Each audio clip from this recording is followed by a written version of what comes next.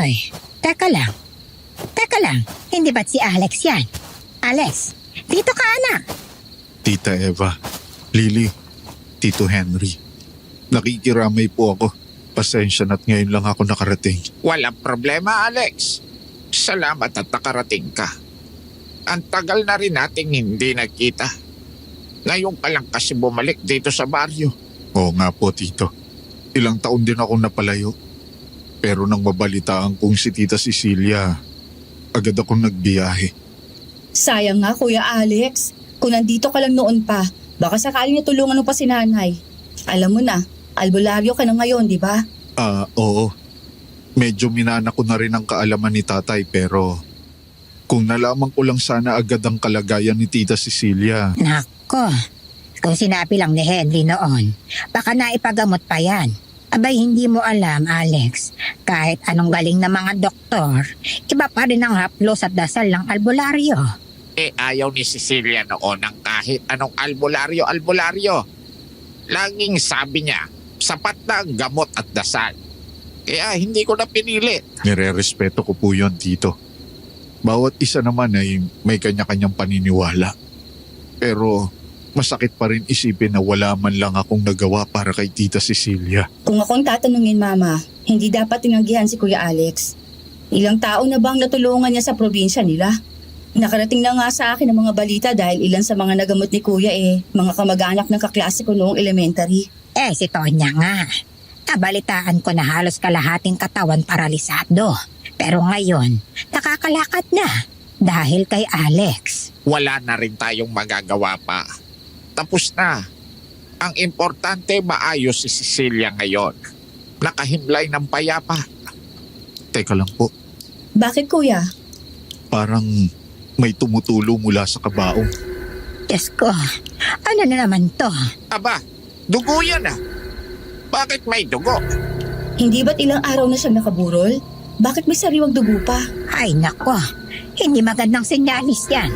Ilang binabangkay na sa lugar na ito ang kinakikitaan ng ganyan. Ay, kinikilabutan tuloy ako.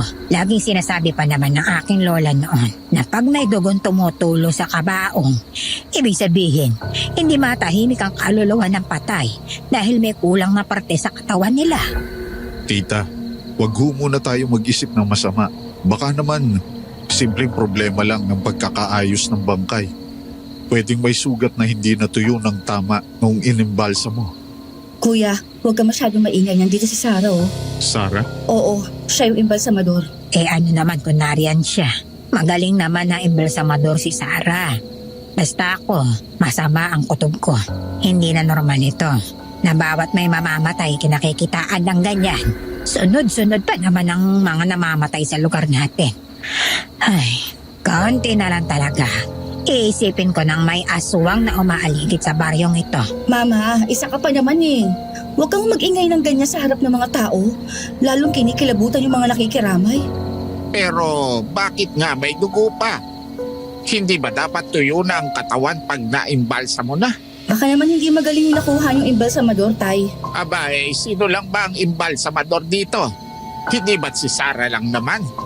Alangan namang dumayo pa ako sa malayo para humanap ng ibang imbalsamador. Ay nako, ewan. Pero iba talaga ang kutob ko riyan.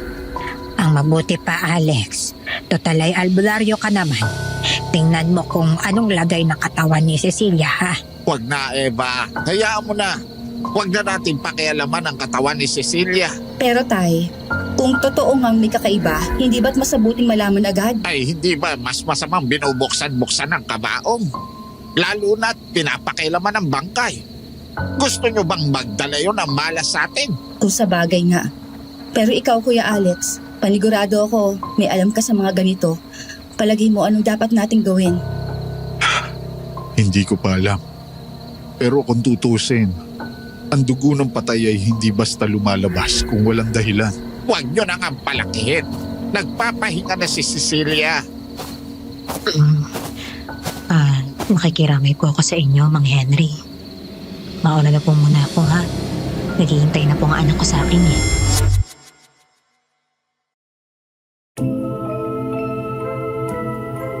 Magandang araw po, Sir Jupiter. Ako nga po pala si Sarah. Hindi ko po tunay na pangalan. Binago ko rin po ang mga pangalan ng mga tauhan sa kwento kong ito. Isa po akong single mom ng anak kong 20 taong gulang. Natawagin lang natin sa pangalang Mia. Nakilala ko po ang ama ni Mia noong ako ay 20 taong gulang pa lamang. Isa siyang dayuhang magsasaka noon at agad kong nakapalagayan ng loob. Hindi nagtagal, nagsama na po kami dahil nakita ko siyang mabuting lalaki. Ngunit isang gabi nagising ako dahil sa malalakas na sigaw ng mga tao sa labas ng aming kubo. Malalaking bato ang inihagis nila sa aming bahay at tinamaan ang tiyan ko na 9 na buwan noon. Nang bumagsak ako sa lupa, ininda ko ang sakit. Tumama naman ang sulo ng apoy sa katawan ni Ramon kaya siya ay namatay. Matapos ang kahindik-hindik na pangyayaring yun, lumipat kami sa probinsya kasama ang aking anak. Gamit ang ipon namin, nagpasya kong magsimula ng negosyo at maging isang imbalsamador. Ngunit hindi doon natapos ang lahat ng aking paghihirap. Nang tumuntong si Mia sa 18 taon, nagkasakit siya ng malubha at hindi na nakapag-aral. Akala ko noon yun na ang sukdulan ng aking mga problema, Sir Jupiter. Ngunit hindi pa pala. Dahil mula nung makilala ko ang albularyong si Alex, maraming pagsubok pa ang kinaharap ko. At ito ang ikikwento ko sa inyo ngayon.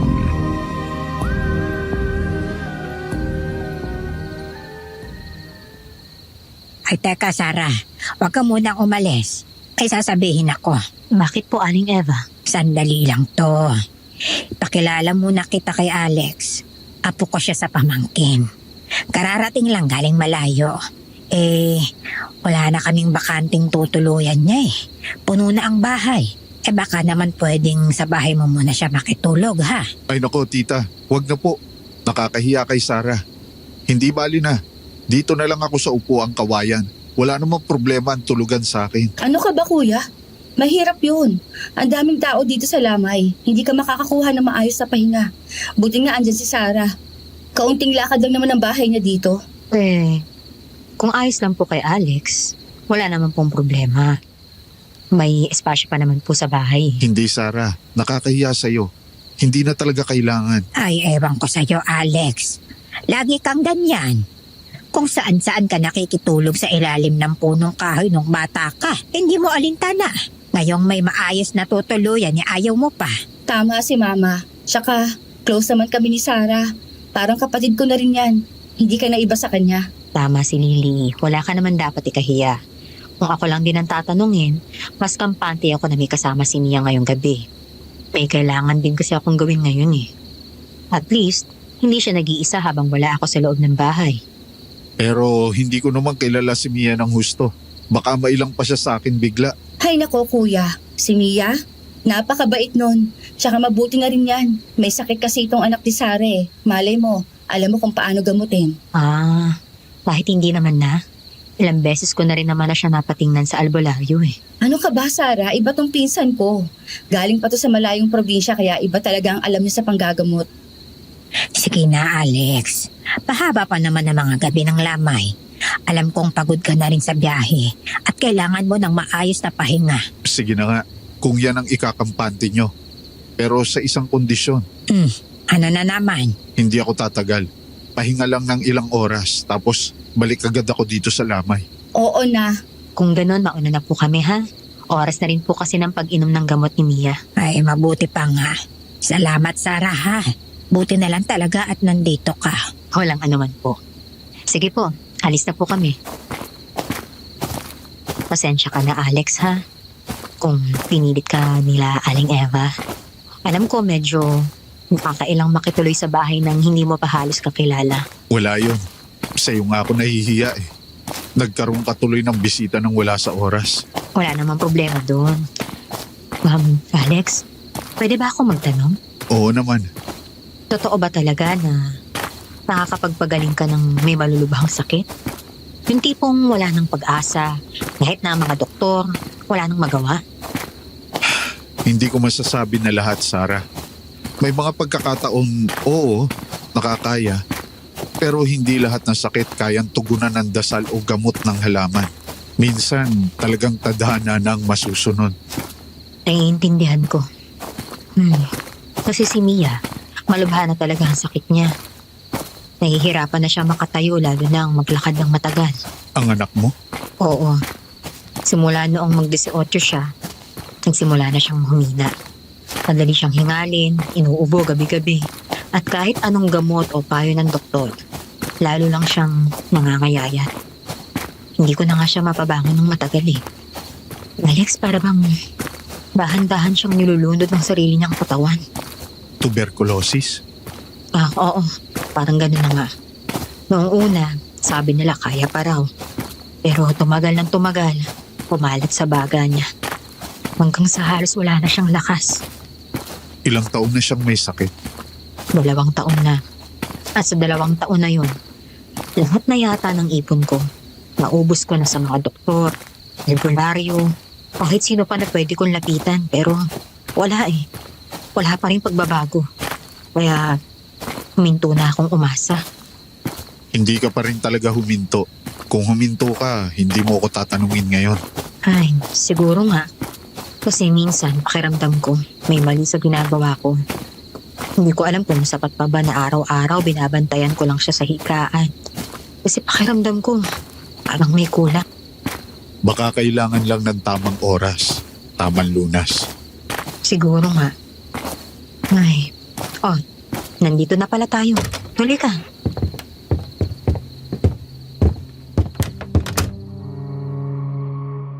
Pumasok kami sa loob ng bahay at nakita ko ang bahagyang paglibot ng paningin ni Alex sa paligid.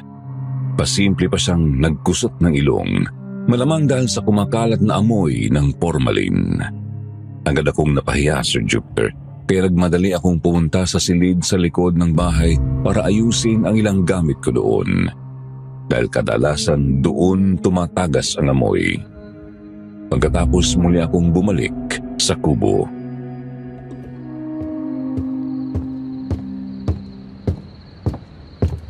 Upo ka muna, Alex. Pasensya ka na talaga sa amoy, ha? Hindi mawala-wala yan kahit anong gawin ko eh. Walang problema. Pero siguro nga, mas mabuti kung medyo malayo ang kwarto mo sa mismong lugar ng pag-iimbalsa mo para hindi lumipat ang amoy dito sa bahay. Ay, oo nga. Kaya lang, maliit lang ang espasyo ko. Saka, wala na akong mapaglagyan pa eh. Kaya, ayun, tiis-tiis na lang talaga kami ni Mia. Ma, ikaw na po ba yan? Siya ba si Mia? Oo, halika, papakilala kita. Mia? Anak? Ma, Anak, may bisita tayo. Siya si Alex, pamangkin ni Aling Cecilia. Dito muna siya makikituloy sa atin ngayon, anak, ha? Puno na kasi yung bahay nila Mang Henry. Wala na siyang matutulugan doon. Hello Mia, pasensya ka na. Ilang araw lang naman ako at babalik na rin ako sa probinsya namin pagkatapos ng libing ni Tia. Tawagin mo na lang pala akong Kuya Alex. okay po. Pasensya na po pala. Hindi na po ako makatayo para batiin ka ng maayos. Walang problema. Nga pala, anak, isang albularyo si Alex. Kung ayos lang sa'yo, gusto sana kitang patingnan sa kanya. Pero ma, hindi ba napag-usapan na po natin to? Hayaan niyo na po ako kung anong mangyari sa akin. Handa naman na po ako, mama. Mas lalo lang po akong nahihirapan pag nakikita kitang umaasa pa. Huwag mong sabihin yan. Hindi pa tapos ang laban mo. Hindi ko rin naman kayang pabayaan ka na lang. Kaya habang may nakikita pa tayong paraan, hayaan mo na ako, anak, ha?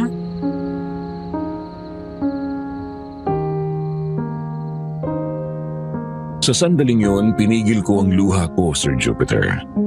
Tuwing naaalala ko ang pagkakataon noon, hindi ko lubusang maisip kung paano naming mag-ina nakayanan ang lahat. Hanggang ngayon, tandang-tanda ko pa rin ang pagkakaratay ni Mia sa higaan, ang kumot na nakapatong sa kanyang mga binti, at ang nangingilig niyang mga daliri at labi. Malayong malayo na ang itsura niya sa masiglang Mia noong siya ay nag-aaral pa. At sa tuwing nakikita ko ang picture frame na nakasabit sa dingding, wala akong magawa kundi malungkot at pigilan na lamang ang luha. Hindi nagtagal, humakbang palapit sa higaan si Alex. Kumpara sa mga albularyong nakilala ko, hindi siya nagpapakita ng anumang emosyon sa akin sa mga oras na yon. Para bang sinasabi niya na magiging maayos lamang ang lahat.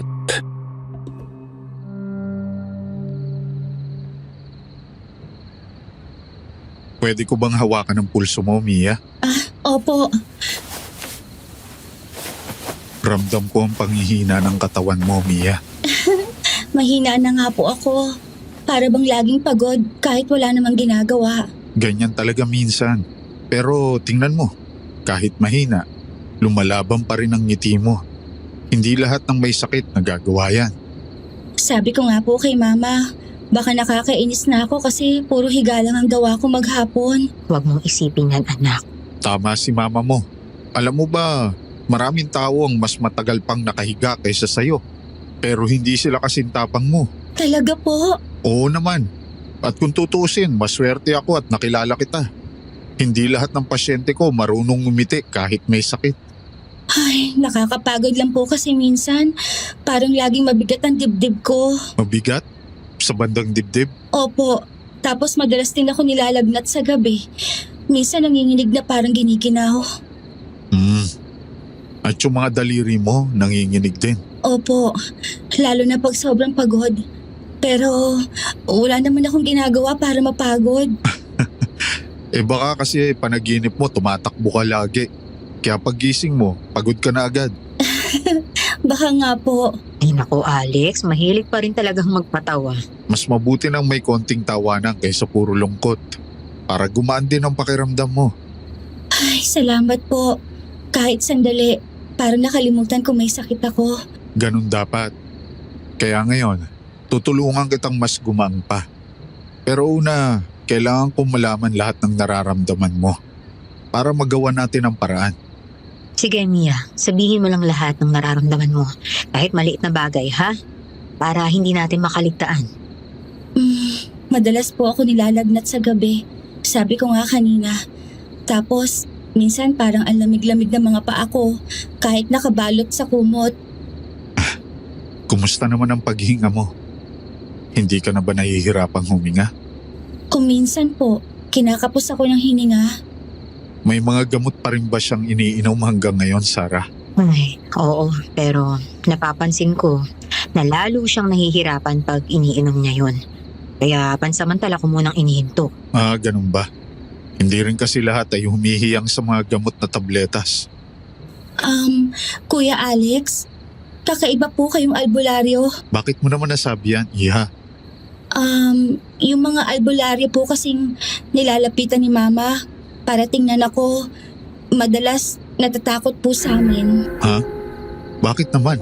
Ang sabi kasi ng isang albularyo dito sa amin, may masamang espiritu raw na lagi nagbabantay sa aming mag-ina. Sabi pa nila, yun daw ang rason bakit nagkakasakit si Mia. Sinubukan naman namin ipaalis kung ano mga espiritu na yon sa ibang albularyo pero marami ang hindi tumatanggap. Hindi naman kasi lahat kakayanang magtaboy ng mga masasamang nilalang sa mundo. May ibang albularyo na ang focus lang niya ay magpagaling ng may sakit. Ganun ka po ba, Kuya Alex? Hindi naman. Bukas naman ako sa ibang gawain basta alam kong kaya ko. Kung ganun, nararamdaman niyo rin po ba yung masamang espiritu na sinasabi nilang nagbabantay sa amin ni Nanay? Ang totoo niyan, Mia, hindi ko binabanggit ang mga ganyang bagay sa harap ng pasyente ko. Pero huwag kang mag-alala. Kung nararamdaman kong masama siya at nakakasama siya sa inyo, hindi naman ako basta tatalikod sa inyo. Susubukan nating alamin kung anong rason niya bakit nananatili siya sa inyo, okay? Okay po. O siya, sige. Ang mabuti pa, dito ka na muna. Magpahinga ka at gagawa ako ng alternatibong gamot na pwede mong subukan. Sige po. Salamat po, Kuya Alex. Walang anuman. O anak, dito ka na lang muna ha. Magluluto muna ako ng hapunan natin. Sige po, Mama. Napakatapang ng anak mo, Sarah. Maswerte ka. Naku, oo, sinabi mo pa. Tanga rin talaga ako sa bata na yan.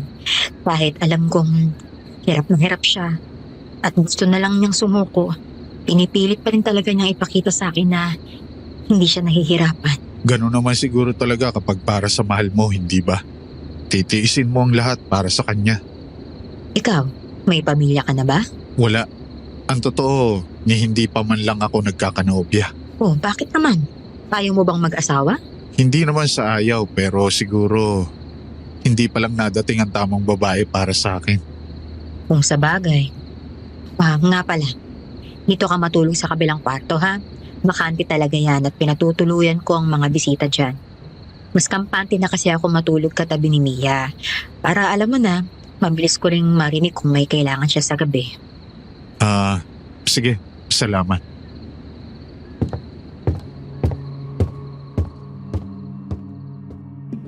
Iniwan ko na noon si Alex sa sala at agad akong tumuloy sa kusina para magluto ng panghapunan.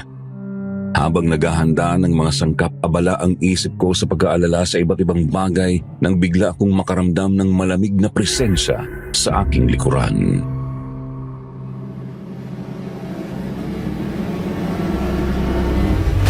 Mia, Alex, Diyos ko. Kala ko naman kung ano na.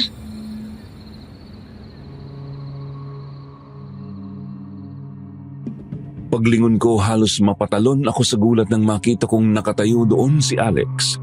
Tahimik at nakatitig sa akin na parabang may malalim na iniisip.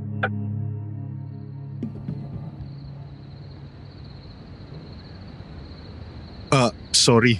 Nagulat yata kita. Ayos lang. May kailangan ka ba? Hindi. Wala naman akong kailangan. Ikaw, may nararamdaman ka ba? Nararamdaman? Anong ibig mo sabihin? Tungkol kay Mia. Yung sinabi niya kanina na may masamang espiritu raw na lagi nagbabantay sa inyo. Sa totoo lang, hindi ko sana tatanungin agad pero gusto ko marinig mula sa'yo. Alex, hindi ko alam kung dapat ko bang paniwalaan yun pero oo, may mga pagkakataon talaga na para bang may nakatingin sa amin eh. Kahit wala namang tao. Gaano kadalas? Sa totoo lang, halos araw-araw. Basta parang may malamig na dumadaan at kahit hindi ko nakikita, alam kong nariyan siya. Hindi ka ba natatakot? Siyempre natatakot ako. Pero ano magagawa ko? Ang mahalaga sa akin, mabantayan si Mia. Hindi ko na lang masyadong pinoproblema ang bagay na yan. Ang mahalaga, mapagtuunan ko ng pansin si Mia at isa pa, hindi naman niya kami sinasaktan. At hindi ka ba nagtataka? Bakit hanggang ngayon nandiyan pa rin siya? Hindi ko na gustong isipin pa para hindi na rin matakot si Mia. Bakit? Iniisip mo rin ba na siya ang rason bakit may sakit ang anak ko? Hindi. Alam mo, Sarah, hindi lahat ng espiritong nakabantay masama. May ilan nagmamasid lang. Pero kapag ang presensya ay malamig at nakakapanghina, doon ka dapat mag-alala. Ganun ba? Alex, ramdam mo ba siya rito? Ang totoo, hindi ko pa masasabi ngayon. Hindi ako nagmamadali magbigay ng sagot. Mas gusto kong alamin muna ang totoo mula sa inyo mismo. Hindi ko alam kung anong totoo ang dapat kong sabihin. Basta alam ko, may mga gabing bigla na lang umiiyak si Mia. Sasabihin niyang may nakaupo sa paanan ng higaan niya. At ikaw, nakikita mo ba? Hindi, pero ramdam ko. Kasi kahit ako, hindi matulog sa gabi. Sige, huwag ka muna mag-alala. Susubukan kong alamin kung sino siya at ano ang pakay niya sa inyo habang nandito pa ako sa probinsya ninyo. Salamat ha.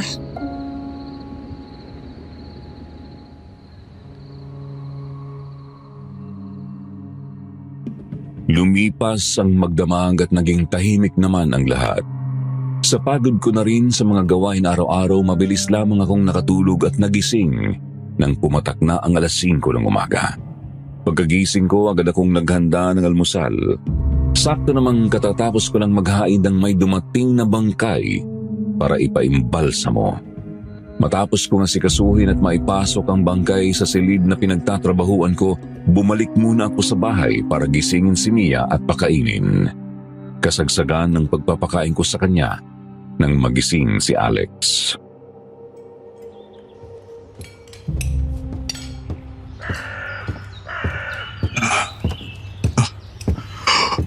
Magandang umaga.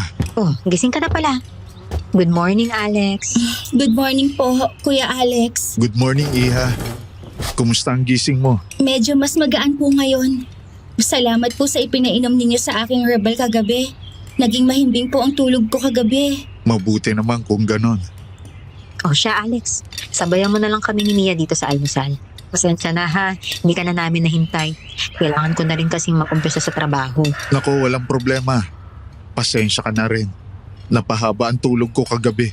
Siguro dala na rin ang pagod sa biyahe. Natural lang yun. Palayo ang pinanggalingan mo eh.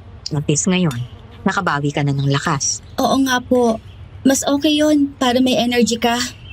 Salamat, Mia. Nga pala, babalik ka ba ngayon sa bangkayan? Oo, doon na muna ako magpapalipas maghapon. Baka mamayang gabi sumali rin ako sa pagbabantay. Sige. Sabi na lang na susunod na lang ako ha. May gagawin kasi ako ngayon eh. May iimbalsamuhin ka ba ngayon? Oo, hinihintay ko lang na dumating. Mukhang sunod-sunod nga ang namamatay ngayon ah. Oo nga eh. Ganito talaga rito. Ewan ko ba kung bakit. Pero basta may mamatay na isa, nagsusunod-sunod na talaga agad. Opo, Kuya Alex. Noong nakaraang buwan po, namatay yung kapitan ng baryo pagkatapos nagsunod-sunod agad. Ngayon, sinimulan ni Lola Cecilia kaya paniguradong sunod-sunod na naman yan. Iniisip ko nga po, balang araw, paano kung ako naman ang susunod? Ano ka ba naman anak? Huwag ka naman mag-isip ng ganyan. Mia, huwag kang magsalita ng ganyan. Kadalasan, mas malakas sa Diyos ang mga mabubuting batang katulad mo. Kaya hanggang kaya mo pa, huwag kang panghinaan ng loob. Opo, tatandaan ko. Pasensya na, Ma. Ay, basta. Huwag mo nang uulitin yon anak ha? Maliwanag ba yon? Opo, Sige na, maupo ka na muna rito sa sala. Manood ka kung gusto mo anak ha? Magtatrabaho na muna ako. Okay? sige po, Mama. Ako na po ang bahala. O sige Alex, kain ka lang dyan ha? Mauna na muna ako. Sige.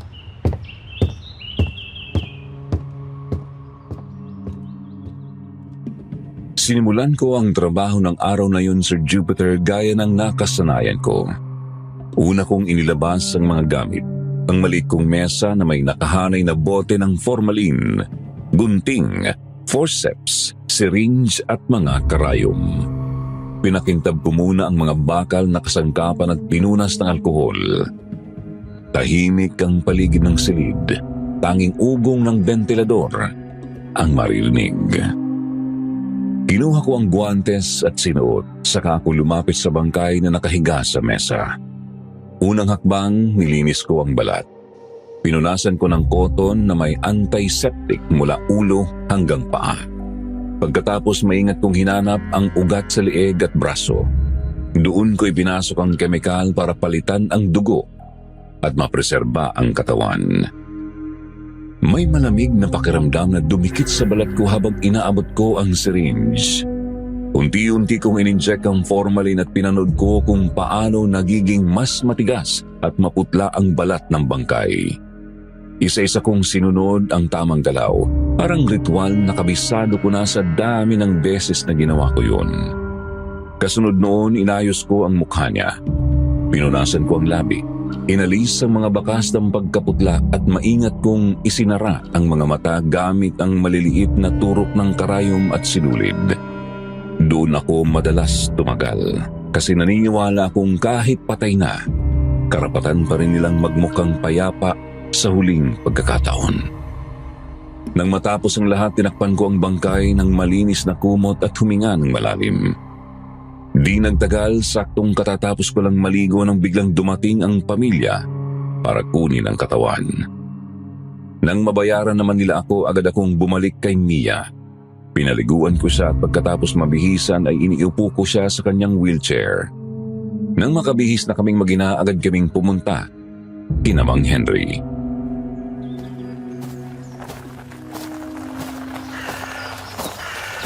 Sarah! Nandito na pala kayo. Tita Lily, maganda umaga po. Maganda umaga rin, Iha. Kumusta ang pakiramdam mo ngayon? Medyo magaan naman po. Mabuti naman. Salamat sa Diyos. Huwag ka masyadong mag-alala. Gagaling ka rin. Salamat Lily. Nga pala, Sabi ni Mang Henry kahapon, pumunta ako rito kasi kailangan yata ni Aling Eva ng katulong sa kusina.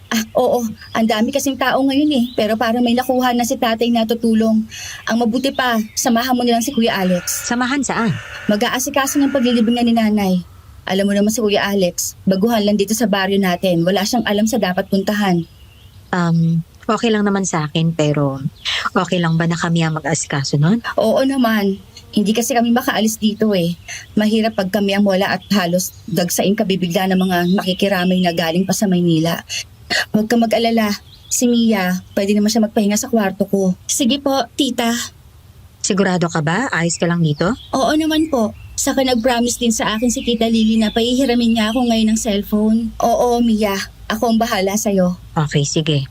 Basta, wag na lang masyadong tumitig sa gadget, ha? Hindi maganda yan sa'yo. Opo. Oh, ayun na pala si Kuya Alex eh. Bakit? May problema ba? Wala naman kuya, pero ano kasi, kung pwede sana na ikaw at si Sarah na muna ang mag-aasikaso ng magiging puntod ni nanay. Alam mo naman si tatay, hindi kakayanin yun. Si nanay Eva naman, abala sa kusina. Hindi na nga yun naaalis dun eh. Ako naman bahala kay Mia kaya masasamahan ka naman ni Sarah. Ganun ba? Akala ko ba kailangan din ang makakatulong dito sa kusina? Huwag ka na mag-alala sa kusina. May iba na nakaalalay kay nanay Eva. Ang kailangan ngayon, siguraduhin maayos ang puntod bago ang libing bukas ng hapon. Sige, walang problema. Basta't may kasama nga ako. Kaya naman siguro namin. Huwag ka mag-alala. May magbubungkal naman ng lupa. Kayo na lang magbabantay at titiyak na tama ang lugar at ayos ang lahat. Sige. Kami na ang bahala. Sige anak, huwag mo nang pahirapan ng tita Lily mo, ha? Aalis muna ako saglit. Sige po, ma. Ingat po kayo. Huwag kang lalabas ng kwarto anak, alalahanin mo. Bawal kang mapagod. Opo. O, kuya, ikaw na bahala kay Sarah, ha? Sige, aalis na kami habang maaga pa. Ang dinig ko sa balita, may low pressure daw ngayon eh.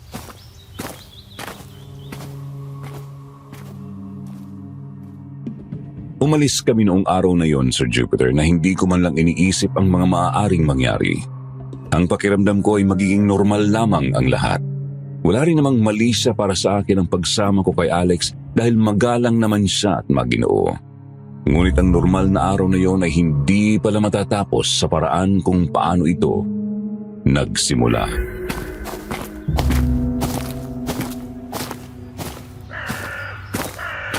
Sanay ka na ba talaga sa ginagawa mo, Sarah?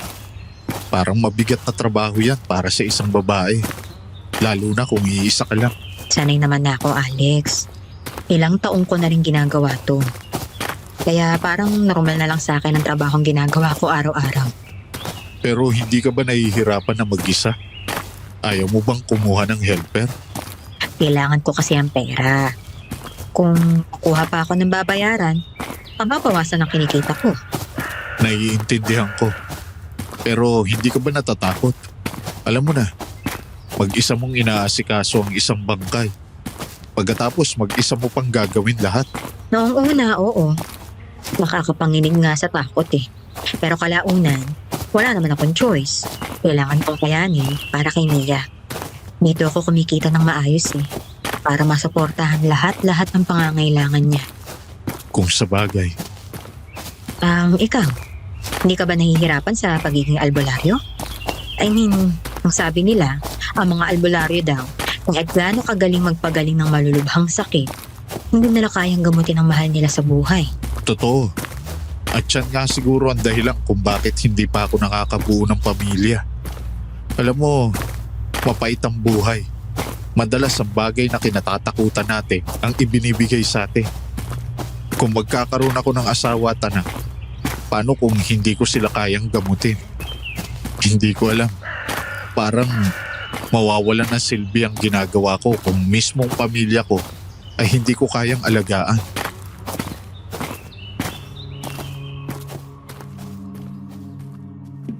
Hindi na ako nakasagot noon, Sir Jupiter. Sakto namang may dumaan na sasakyan papunta sa bayan kaya't nanahimik na lang kami sa buong biyahe. Pagdating namin, sinimulan na naming asikasuhin ang mga utos ni Lily para sa paglilibing ni Aling Cecilia. Hindi naman kami nahirapan dahil maayos ang lahat ng papeles niya. Nang makausap namin ang may-ari ng lupa, agad din kaming dinala sa lugar kung saan ipipwesto ang nicho.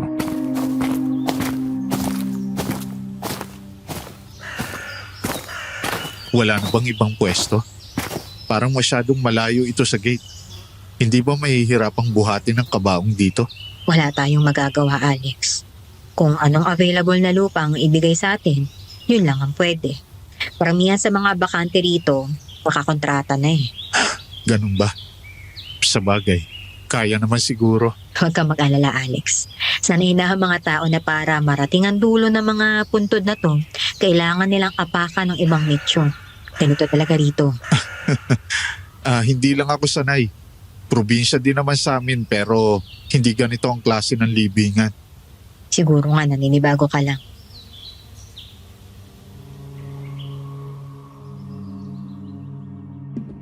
Matapos masikaso ang lahat, umalis na agad kami doon dahil nagdidilim na rin ang kalangitan. Sa biyahe, hindi pa man kami nakakalayo sa bayan ay bigla nang bumuhos ang malakas na ulan.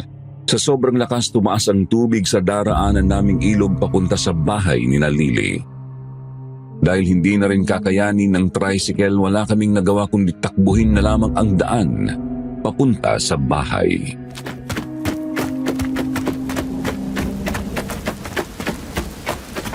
Dito na muna tayo magpalipas ng ulan, Alex, ha?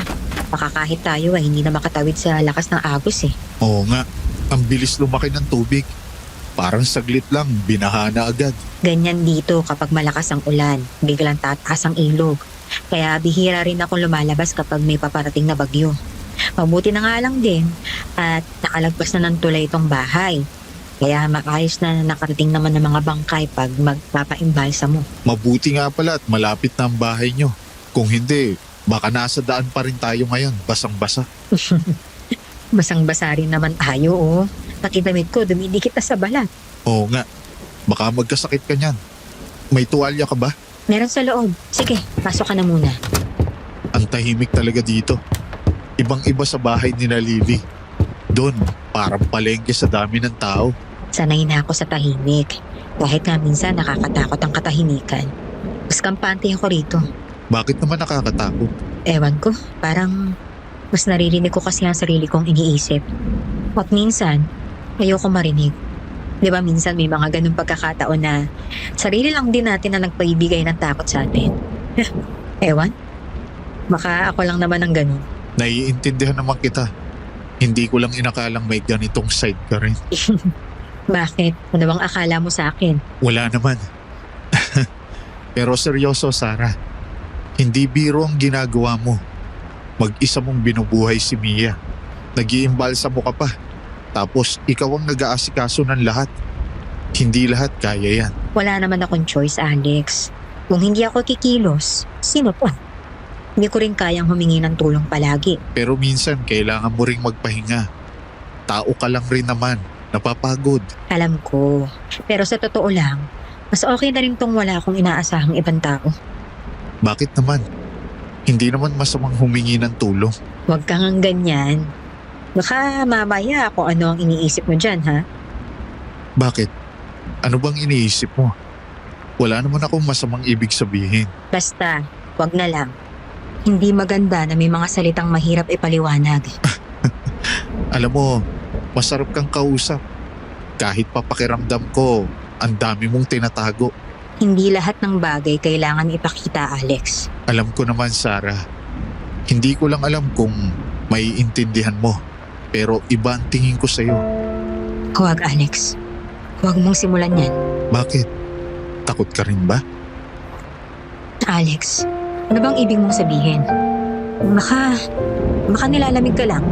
Sandali, manang kukuha ng tuwalya, ha? Sarah, sa dami ng nakilala kong tao, ang bilis kumaan ang pakiramdam ko sa'yo. Palagay ko, iba ka. May bigat, may tapang, pero may lambing din. Hindi ko alam kung paano mo nagagawa to sa akin ng ganito kabilis na panahon. Nadadala ka lang siguro ng sitwasyon. Hindi. Kahit kahapon pa lang tayo nagkakilala, ramdam ko na. Alex, Sarah,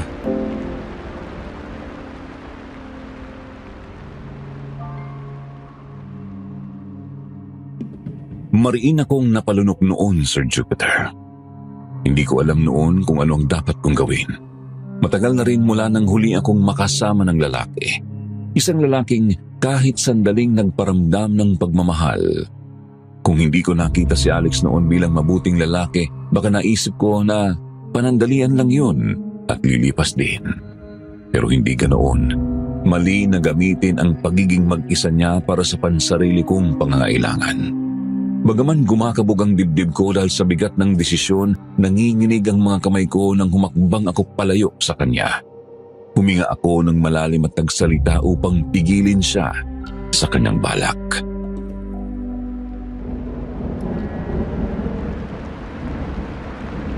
Huwag. Hindi pwede to. Bakit naman? Wala naman tayong mga asawa pareho, hindi ba? Alam ko. Pero magkakamali ka lang kung itutuloy mo pa yan. Marami na akong kailangang unahin sa buhay ko. Hindi ko na kayang isingit pa ang mga ganyang bagay. Sarah, pasensya na. Akala ko, Hindi. Ako ang dapat humingi ng tawad. Nadala lang ako. Hindi tama to. wala kang dapat ikahiya. Natural lang na maramdaman yan. Hindi, Alex. Magkaiba tayo ng mundo. May anak ako. May responsibilidad. Hindi ako pwedeng basta na lang madala ng emosyon. Naiintindihan ko. Hindi kita pipilitin. Salamat. Pero sana, huwag na natin pag-usapan to, ha? Wala namang nangyari. Wala nga ba?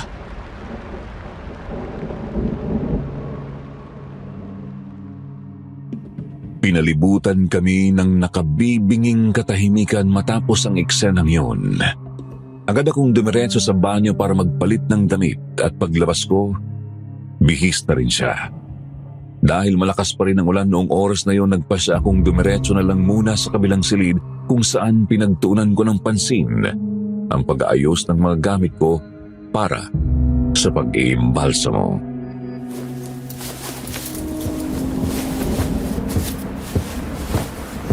Sarah, Oh, Alex, bakit nandito ka? pasensya ka na kanina. Akala ko kasi posible na pareho tayo ng nararamdaman noong oras na yon. Pasensya na. Nadala lang ako ng sarili ko. Hayaan mo na. Kalimutan na natin yon. Baka kailangan mo ng tulong. Nakakainip din kasi sa sala eh. Hindi na, kaya ko na to. Nag-aayos lang naman ako dito para bukas nakahanda na yung mga gamit ko para sa darating na bangkay. Ah, ganun ba?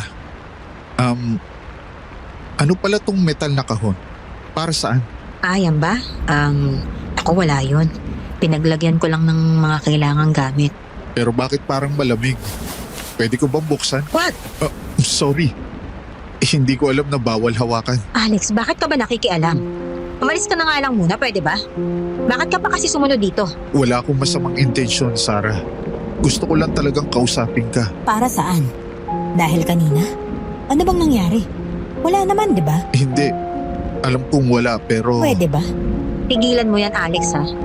Inatuloy kita sa bahay ko dahil malaki ang utang na loob ko sa pamilya mo. Pero hindi para sa kung ano pang bagay. Bakit? Ano bang kinakatakot mo? Wala akong ikinatatakot. Pero hindi mo kasi naiintindihan eh. Hindi nga pwede. Marami na akong problema sa buhay ko. Kaya subukan nating magtulungan, di ba? Mababaliw ka na ba?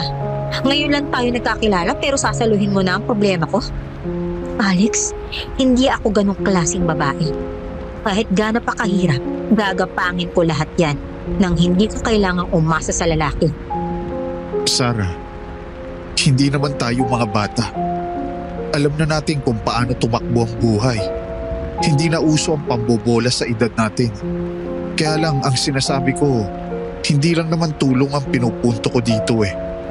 Yung alam mong lagi kang may kasama sa buhay kahit gaano pa kahirap yan. Hindi ko kailangan yan. Bahala ka. Kung yan ang pasya mo, wala naman akong magagawa eh.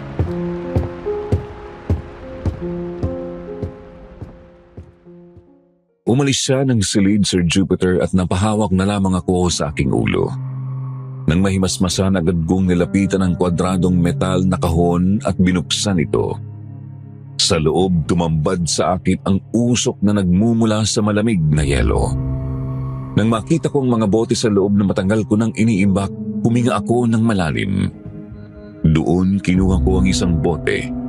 Kumuha ng syringe sa gilid at itinusok sa bote para kunin ang pulang likido.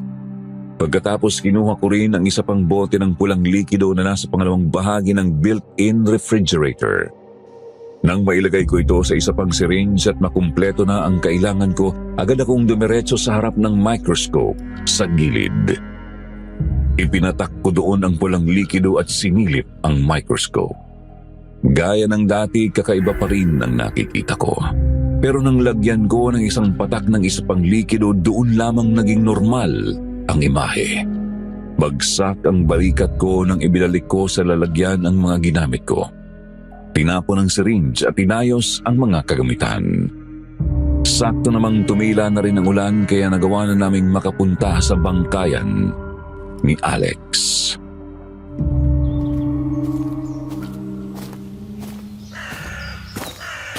Oh, ano? Kumusta ang lakad nyo? Inaabot kayo ng ulan, panigurado.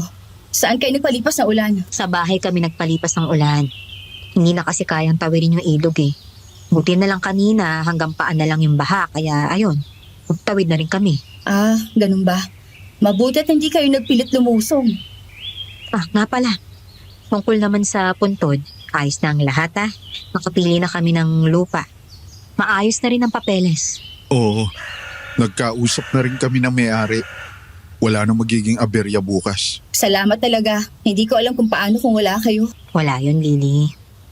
Kamusta naman kayong dalawa? Hindi ba kayo nahirapan? Hindi naman. Hindi ka ba naman nailing dito sa pinsan ko, ha, Sarah? Hindi naman. Wala naman naging problema. Talaga ba? Pero bakit parang iba naman ang itsura ng mga mukha niyo ngayon? Ayos na ba talaga kayo? Wala. Pagod lang siguro. Oo, medyo nakakapagod din ang lakad. Pero ayos lang, basta natapos namin ang dapat tapusin. Sige na nga. Baka ako lang nag-iisip. Lily, kung ayos na ang lahat dito, mauunan na rin kami ni Mia ha? Ngayon na? Hindi ba pwedeng bukas na lang? Akala ko ba dito na muna kayo sa bangkayan ni Mia? Hindi na siguro.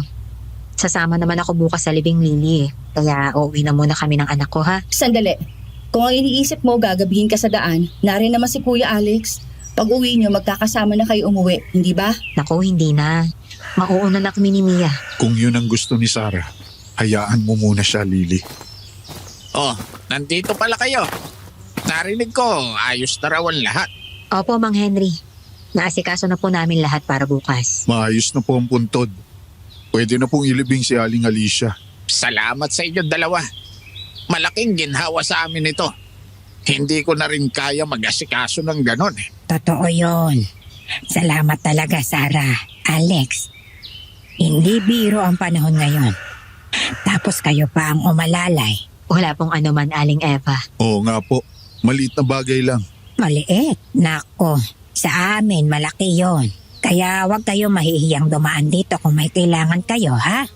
Salamat po pero siguro uuwi na rin kami ni Mia. Sandali, hindi na ba kayo mapipigilan? Umuulan, iha. Hindi ba't mahihirapan kayong maglakad pa uwi? Ihahatid ko na lang po sila, Aling Eva. Naku, hindi na kailangan. Hayaan mo na ako, Sarah. Pakiusap. Malakas pa rin ang tubig sa ilog. Baka kung mapapano kayo pa uwi. Aalis din naman ako agad. Ihahatid ko lang kayo. Oo nga naman, Sarah. Aalalayan niya kayo ni Mia sa daan.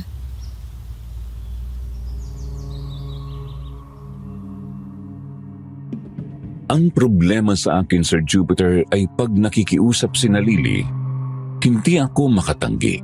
Siguro dahil malaki talaga ang utang na loob ko sa kanila noong mga panahong yon. Noong bagong lipat pa lang kasi kami ni Mia, sila ang tumulong sa akin upang mabuhay sa panibagong probinsya. Dahil sa sinapit ko noon nang mamatay ang ama ni Mia, natakot ako sa tao at nahirapan akong makisama sa iba. Pero dahil sa pagmamalasakit nila, unti-unti akong nakabalik sa normal na buhay. Maliban na lamang ng magkasakit si Mia. Kaya noong hapon na yun, magkasama naming inalalayan si Mia pauwi. At gaya ng pangako ni Alex, umalis nga siya agad matapos lamang ihatid kami.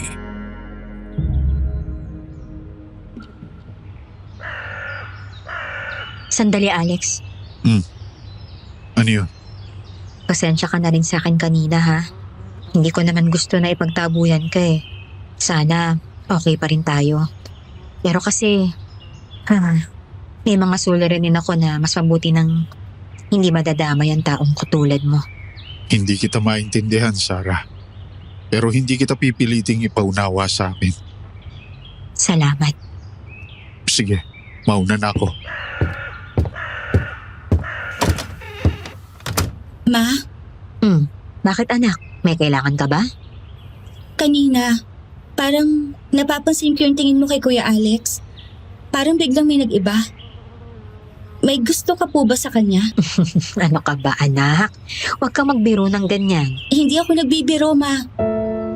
Ang ibig ko pong sabihin, kung sakali lang naman, okay lang naman sa akin eh. Hindi ko naman ikagagalit kung sakaling magustuhan mo si Kuya Alex. Bukod sa mukhang mabait siya, maalaga pa.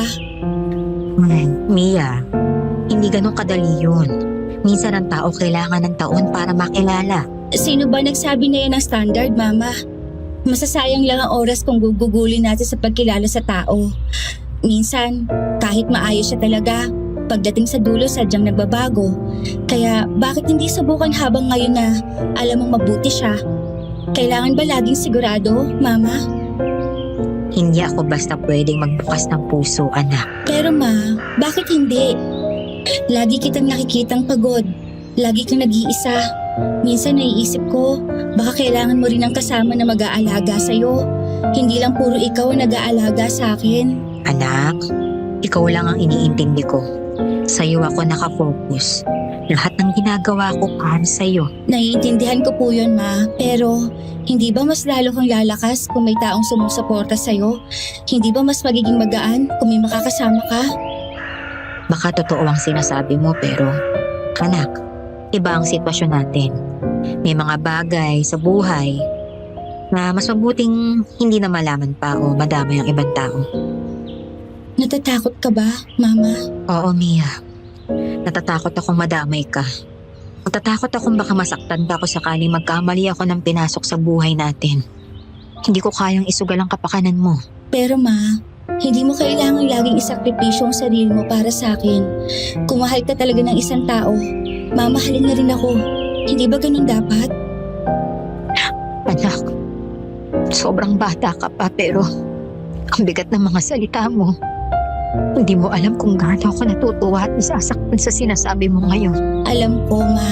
Alam kong hirap ka na po sa akin. At kahit hindi mo sabihin, nakikita ko yun. Kaya lang, ayokong isipin mo na ako ang dahilan kung bakit hindi ka na pwedeng maging masaya. Hindi anak. Huwag mong iisipin na hadlang ka sa kaligayahan ko, ha? Butawang kaligayahan ko. Kung sakali man na hindi na ako magmahal muli, hindi dahil sa'yo, kung hindi dahil pinili kong mas mahalin ka. Pero, Ma, Ikaw ang mundo ko, Mia. Matanggat kasama kita. Sapat na sa akin yun. lagi po akong nasa tabi mo, Ma. Pero sana, kapag dumating yung panahon na handa ka na ulit magmahal, huwag mong isarado ang puso mo. Ewan ko, anak. Baka hindi na talaga. Pero salamat, ha? Dahil kahit bata ka pa, naiisip mo ang kaligayahan ko. Kasi mahal kita, Ma. Ayokong nakikita ka mag-isa. Mahal din kita, Mia. Ikaw ang lakas ko. Ikaw ang dahilan kung bakit hindi ako sumusuko.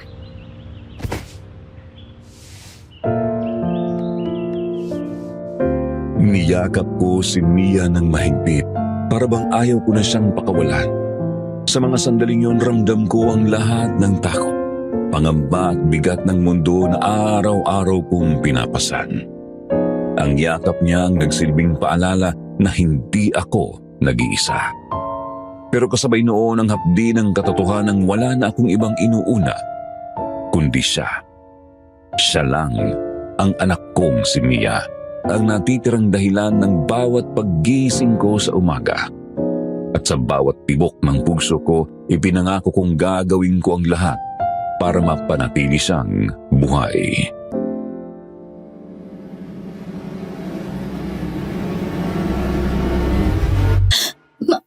Mia? Anak? Bakit? Anong nararamdaman mo? Hindi, ako, Makahinga. Diyos ko, sandali lang. Sandali anak ha. Huwag ka magsalita. Kumalma ka. Sakit. Sandali anak. Sandali lang. Diyos ko, kukunin ko lang ang gamot ko sa kwarto.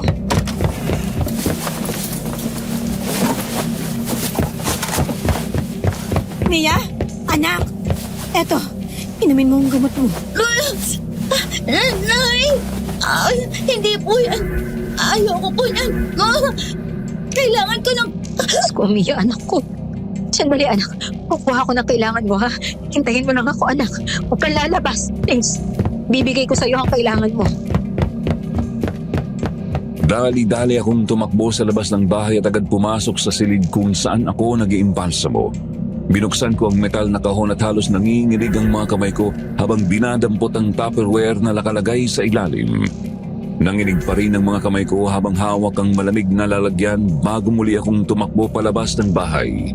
Pakiramdam ko noon, Sir Jupiter, ay nauubusan na ako ng lakas habang ako mismo ang naglahad ng sisidlang yon sa harap ng anak kong si Mia.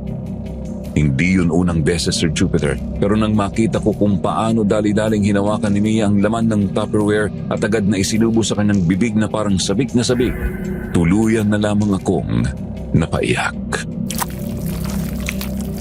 Dahan-dahan lang anak. Opo. Diyos ko. Ma, sorry po. Hindi ko po sinasadya na maging ganito. Hindi ko lang po kaya pigilan. Sorry. Sorry po. Alam ko anak. Alam ko. Hana, naiintindihan kita anak ko ha. Hindi mo kailangan humingi ng tawad. Kasalanan ko to. Hindi ma, wala po kayong kasalanan. Hindi mo po kasalanan na naging halimaw ako.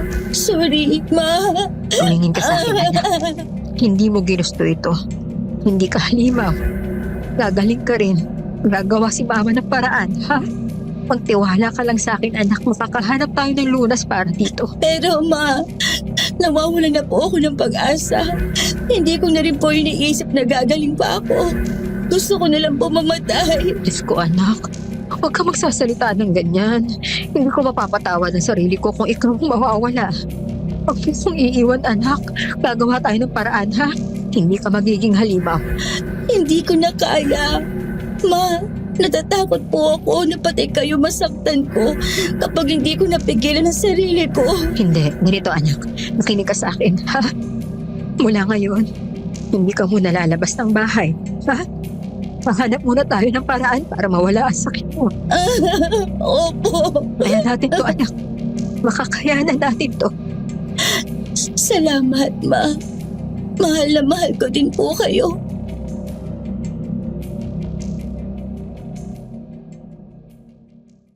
Ano nga ba ang magagawa ng isang ina kung ang anak na walang kamuwang-muwang sa mundo ang nakasalo ng isang pagsubok na hindi kayang tanggapin ng marami? Aaminin ko, Sir Jupiter, alam ko kung ano ang nangyayari sa katawan ng anak ko. Pero sa puntong yon, para makasurvive sa mga pinagdadaanan, kailangan kong isipin na may iba pang solusyon upang maging normal ang lahat. Ngunit sa araw na yon, matapos kong malinisan si Mia at maipasok sa kwarto, nagulat ako nang matagpuan ko si Alex. Tahimik na nakasandal sa gilid ng bahay. Malalim ang iniisip at nang humarap siya sa akin, malungkot ang kanyang mga mata.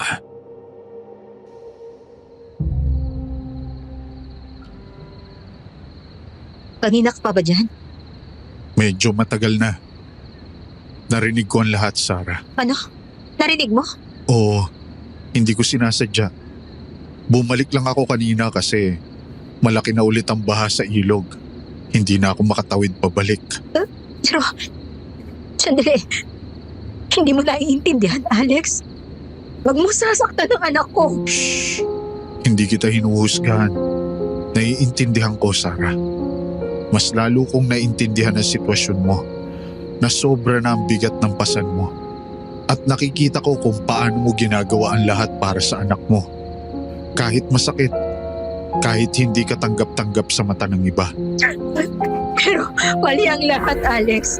Alam kong mali. Kahit ako tuwing nakikita kong kinakailangan kong gawin yun. Para akong tinudurog. Ang sariling anak ko, minsan hindi ko na siya makilala. ako pa ang gumagawa ng bagay na hindi dapat para lang iligtas ang anak ko.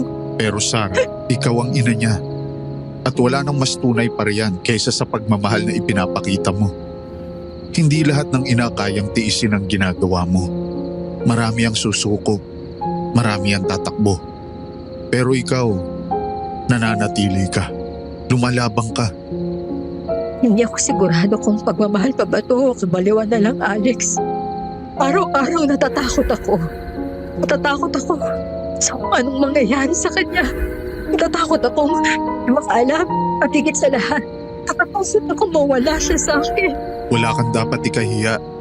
Kung ako man ang nakakarinig o nakakakita, wala akong ibang nakikita kundi isang ina na handang ibigay lahat. Hindi ko man lubos na maintindihan ang sakit na dinadala ninyo. Pero Sarah, pinaniniwalaan ko ang lakas mo. Hindi ko na alam kung hanggang kailan ko kaya, Alex. Hindi ko na alam kung tama pa ba to o puro sinungalingan na lang ang papaniwalaan ko sa sarili ko. Minsan, hindi natin kailangan ng sagot kung tama ba o mali. Minsan, sapat na yung ginagawa natin dahil yun ang tanging paraan para mabuhay ang taong pinakamahalaga sa atin. At sa kaso mo, si Mia yun. Pero paano kung dumating ang araw na hindi ko na kayang itago? Paano kung malaman ng lahat? Paano kung lumala pa? Kung dumating man ang araw na yun, hindi ka nag-iisa. Nandito ako, Sarah. Hindi kita iiwan. Kahit makita ko pa ang lahat ng pinakamadilim na bahagi ng buhay mo. Alex, bakit mo ginagawa to? Bakit mo ko tinutulungan kahit ganito ako? Dahil nakikita ko ang totoo sa'yo. Hindi ang mga lihim. Hindi ang mga bagay na kinatatakutan mo. Kundi ang pagiging ina mo. Yun ang mas malakas kaysa sa lahat ng dilim. At kung may kahit anong bigat na kaya kong pasanin para sa'yo, gagawin ko. Sko, Alex, hindi ko na talaga alam ang gagawin ko. Tahan na, Sarah. Naiintindihan kita. Tahan na.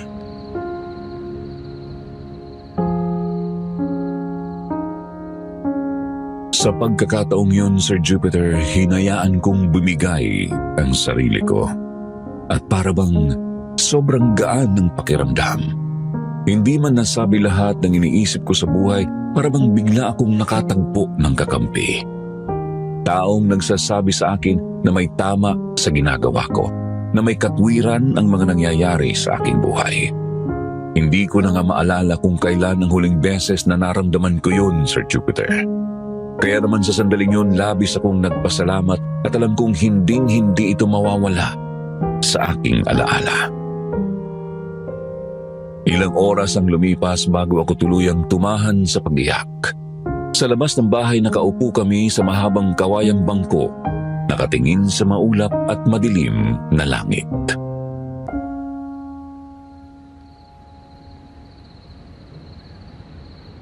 Alex, minsan iniisip ko, baka hindi lang aksidente ang lahat ng ito. Baka may pinagmulan. Anong ibig mo sabihin? Si Ramon, ang asawa ko, ang ama ni Mia. Namatay siya sa sunog. Pero bago pa yun, may mga bulong-bulungan na sa baryo na siya raw ang dahilan ng mga sunod-sunod na pagkamatay noon. Paano? Hindi ko alam. Noon, hindi ko pinapansin. Akala ko chismis lang. Gawa-gawa ng mga tao dahil hindi nila gusto ang asawa ko. Pero may isang bangkay noon na magpabulalas habang nililibing. Na si Ramon daw ang may pakana na siya raw ang dahilan kung bakit hindi sila matahimik. At naniniwala ka? Hindi. Hindi ko kayang paniwalaan noon. Sa sobrang pagmamahal ko sa kanya. At sinong asawa ang hindi pagtatanggol ang asawa niya, hindi ba? Pero ngayon, pag nakikita ko si Mia, may mga bagay, mga senyales na noon ay sa kanya ko lang nakita. Mga tingin, mga pagkakataong hindi ko maipaliwanag na ngayon ay sa anak ko na lumilitaw. Sarah, Alam ko, parang imposible, parang kasinungalingan. Pero pakiramdam ko, doon niya nakuha. Doon nagsimula. At hindi ko alam kung sumpa ba ito o minana lang ni Mia ang lahat ng iyon. At sa tingin mo, si Ramon nga ang dahilan kung bakit nangyayari ito kay Mia? Palagay mo ba nakuha niya ang lahi ng tatay niya? Pagiging aswang? Hindi ko sigurado. Pero Alex, totoo nga ang mga sinabi ng mga tao noon. Kung may kinalaman siya sa lahat ng kamatayan sa baryo, baka nga siya ang ugat ng lahat ng ito. At si Mia, siya ang nakatanggap ng lahat ng bigat na yun. Kaya pala ganun na lang ang galit ng mga tao noon. Kaya pala ganun na lang ang bigat ng iniwan sa'yo. Oo. At hanggang ngayon dala-dala ko yun. Ang takot. Ang hiya. Ang tanong na hindi ko masagot-sagot. At ngayon, si Mia, siya ang nagdurusa. Pero Sarah, wala kang kasalanan. Hindi mo pinili ito. Hindi mo ginusto na mapasa kay Mia ang lahat ng bigat na yon. Ang mahalaga ngayon, nandito ka para sa kanya. Yun nga ang pinangahawakan ko, Alex. Kung hindi ko siya lalabanan, baka tuluyang lamunin si Mia ng kung anong iniwan ng ama niya. At hindi ka nag-iisa sa laban na yan.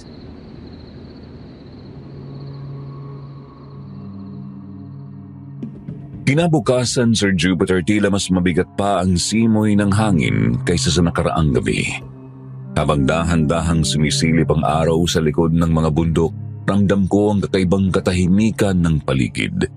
Parang may tinatabing sekreto ang baryo. Sa bawat huni ng ibon, sa bawat ihip ng hangin, may kasamang paalala na hindi pa tapos ang lahat.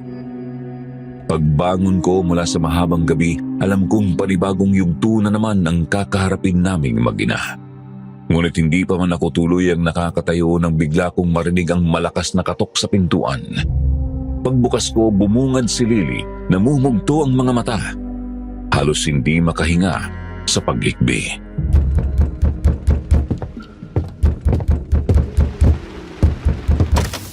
Sarah!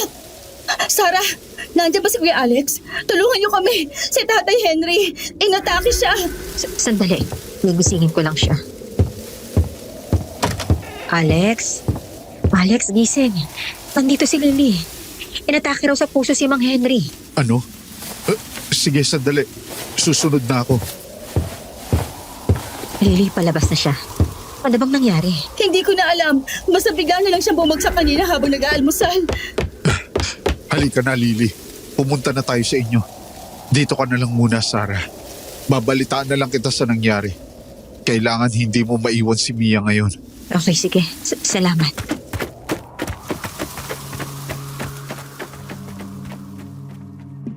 Umalis siyang daladala ang bigat ng problema at naiwan akong hindi mapakali sa loob ng bahay. Lumipas ang mga oras pero hindi pa rin dumating si Alex. Hindi ako mapalagay. Naglalakad ako ng paikot. Nanginginig ang mga kamay kong magkasiklop. Paulit-ulit kong tinitingnan ang pinto, umaasang papasok siya na may magandang balita. Ngunit nang sumapit ang hapon, sa wakas bumukas ang pinto. At doon, Sir Jupiter, natigilan ako. Bumungad si Alex at sa mga bisig niya, buhat-buhat niya ang katawan ni Mang Henry. Maputla ang mukha, nakapikit na parabang mahimbing na natutulog. Pero alam kong hindi na siya muling magigising pa.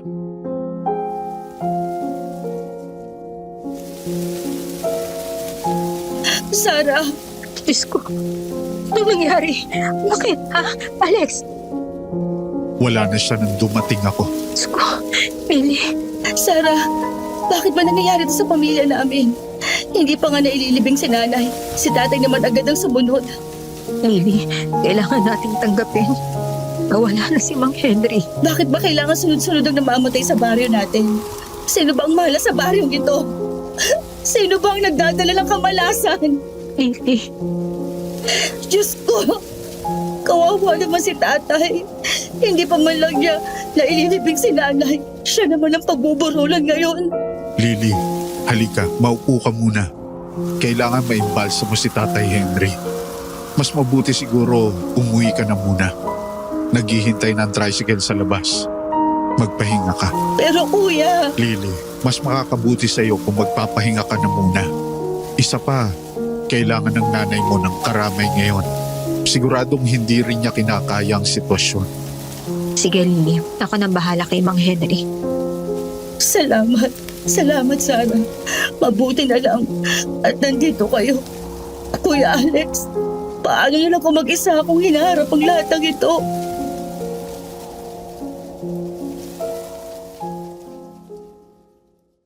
Umalis noon si Lily kaya't naiwan muli si Alex sa bahay. Dinala niya ang katawan ni Mang Henry sa silid sa labas at matapos kong magpaalam saglit kay Mia, agad din akong sumunod. Pagpasok ko roon, agad kong nasilayan ng lungkot sa mga mata ni Alex. Alam kong labis din siyang nasasaktan. Tinuring niya si Mang Henry na parang tunay na ama at alam halos ng buong baryo kung gaano kabuti at kaalalahanin ang taong yun.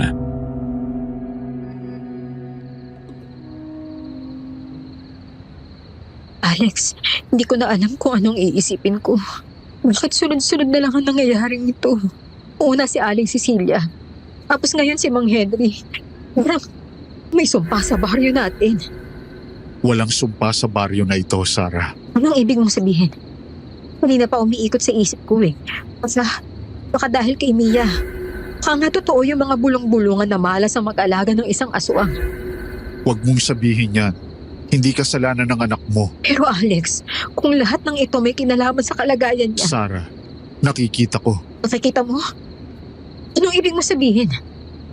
Mula pa noong unang nakita kita sa bangkayan, may itim na aninong laging nakasunod sa inyo ni Mia. Hindi ko agad sinabi kasi baka isipin mong nababaliw ako. Pero bawat hakbang mo, bawat galaw niya, may nakadikit na nilalang na hindi ko maipaliwanag. Itim na anino?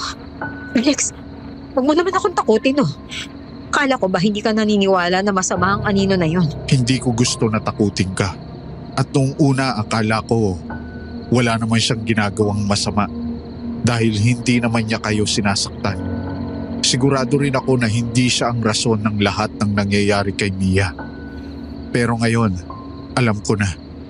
Ang aninong yon ay may kinalaman sa mga sunod-sunod na kamatayan sa baryo. Hindi si Mia, hindi ikaw, kundi ang nilalang na iyon. Sko, ibig mo sabihin, lahat ng ito sinasadya? Oo, pinipili ng anino ang mga buhay na kukunin at ginagawa niya yon para lang may maipakain ka kay Mia. Alex, hindi. Bakit naman niya gagawin yon? Teka, huwag mong sabihin na Sarah, oo, may kutob ako na ang ama ni Mia ang may kagagawa ng lahat ng ito. Diyos ko, ano ko haharapin to? Kung wala pa noon, may aninong nakabuntot sa akin at sa anak ko. Ano ko siya may pagtatanggol? Hindi ka nag-iisa. Kasama mo ako. Hindi ako lalayo hanggat hindi natin nalalaman ang totoo. Alex, anong dapat kong gawin? Hindi ko kaya pabayaan si Mia. Kahit pasabihin nilang, kahit paisipin nilang halimaw siya. Anak ko pa rin siya. Anak ko siya. Hindi rin niya ginusto ito. Alam ko, huwag kang mag-alala. Gagawa tayo ng paraan para walang makaalam sa nangyayari kay Mia. Pero bakit sa amin to nangyari? Bakit sa anak ko pa? Wala naman kaming ginawang masama. Pinilit kong maging mabuting asawa, mabuting ina. Tapos ganito lang ang kapalit. Sarah, hindi lahat ng bagay kaya nating ipaliwanag. May mga pasanin na ibinabagsak sa atin nang hindi natin alam kung bakit. Pero ang malinaw, hindi mo dapat pagdudahan ng sarili mo. Lalo na't para kay Mia. Ikaw lang ang inaasahan niya. Sabi nila, mas mabuti pa raw kung hinayaan ko na lang siya. Kung tinanggap ko na lang na mamamatay siya noon. Pero, Alex, hindi ko kaya. Hindi ko kayang mawala siya. At hindi mo kailangang gawin yon. Walang ina ang dapat pumili kung kanino siya magiging tapat. Sa anak ba niya o sa mata ng ibang tao? Alam ko, Sarah, mahal na mahal mo si Mia.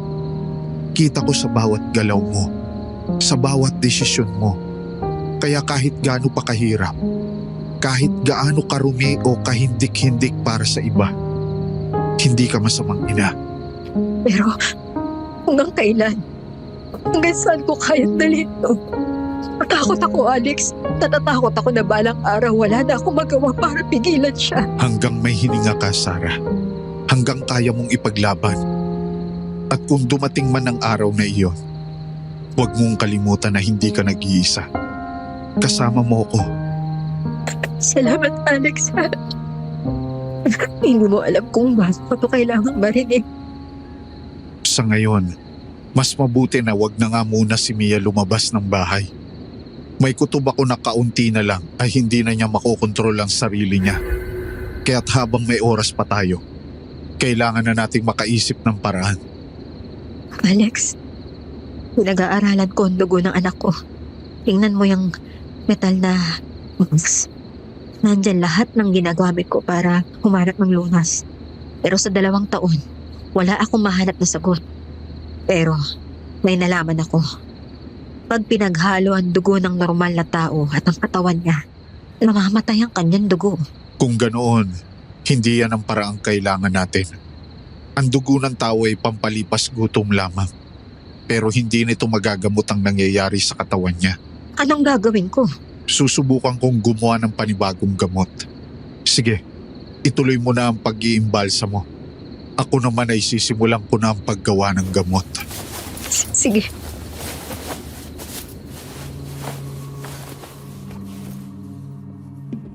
Sa gabing yon, Sir Jupiter, muling bumigat ang aking mga kamay. Habang nakahiga sa malamig na mesa si Mang Henry, halos hindi ko magawang simulan ang proseso. Nanginginig ang daliri ko habang sinusubukan kong ipasok ang karayom at sa bawat patak ng formalin may kasabay na patak ng luha. Hindi ko siya kayang tingnan ng matagal sapagkat ramdam ko ang sakit ng kanyang pamilya, ng iniwan niyang asawa at mga anak na nagluluksa. Maingat kong inilabas ang mga lamang loob niya at unti-unti kong pinunasan ang mga mata gamit ang manggas ko. Bawat bahagi na hinahawakan ko ay parang dagok sa dibdib. Alam kong bawal madala ng emosyon pero tao rin ako. Dahan-dahan kong inilagay sa hiwalay na sisidlan ang mga lamang loob, ngunit may ilang bahagi akong itinago. Isang bagay na matagal ko nang ginagawa. Isang kasalanang hindi ko na kayang napaliwanag kahit kanino. Ginawa ko yon habang nakatingin si Alex. Tahimik, tila bantay na handang sumalo kung bibigay na ako. Hindi siya nagsalita, hindi siya nagtanong. Tahimik lang siyang tumango sa akin. Hindi nagtagal dumating ang mga kamag-anak ni Mang Henry upang kunin ang kanyang bangkay. Tahimik lamang akong nakatingin habang isa-isang naglapitan ang mga kalalakihan upang buhatin siya palabas ng silid. Ramdam ko pa ang bigat sa dibdib ngunit wala akong nagawa kundi ang magpaalam. Lumipas ang mga araw at sumapit na ang araw ng libing. Magkasama na inilibing sa sementeryo ang mga kabaong ni Aling Cecilia at Mang Henry. Naroon ang buong baryo. Bawat isa ay may dalang lungkot at kaba sapagkat hindi nila maintindihan kung bakit sunod-sunod na kamatayan ang nangyayari. Habang nagdadasal ang pari, tila ba bumibigat ang simoy ng hangin at unti-unting dumidilim ang paligid. Ngunit sa kalagitnaan ng katahimikan, isang sigaw ang pumunit sa hangin.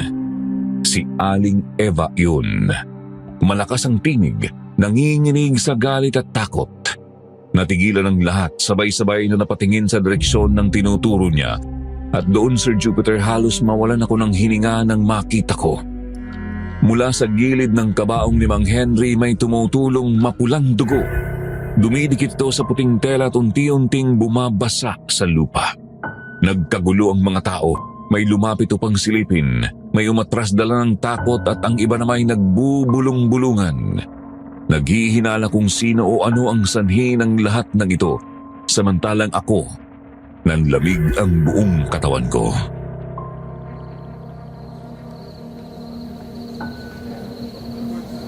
Nakikita niyo ba? Nakikita niyo ba lahat? Tinudugo na naman ang kabaong. Una si Cecilia, kayon si Henry naman. Diyos ko, may nangyayari talaga sa baryo natin. Totoo nga. Bakit lagi na lang may dugo? Ano bang sumpa ito?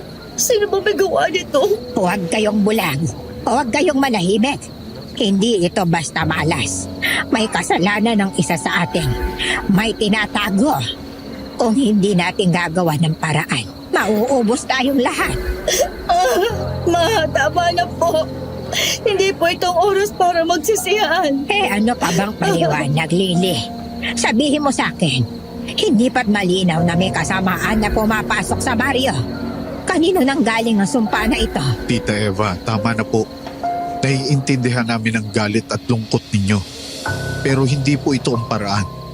Tapusin po muna natin ang paglilibing kay tatay. Paano ko titigil, Alex? Sunod-sunod na nawawala ang mga mahal namin. Wala nang kasiguraduhan ang buhay dito. At bawat kabaong may dugo. Dugo. Hindi ba't iyon ay tanda ng sumpa? Tita naman, tama na po. Baka naman nagkataon lang lahat ng ito. Hindi. Hindi ko matatanggap na aksidente lamang ito.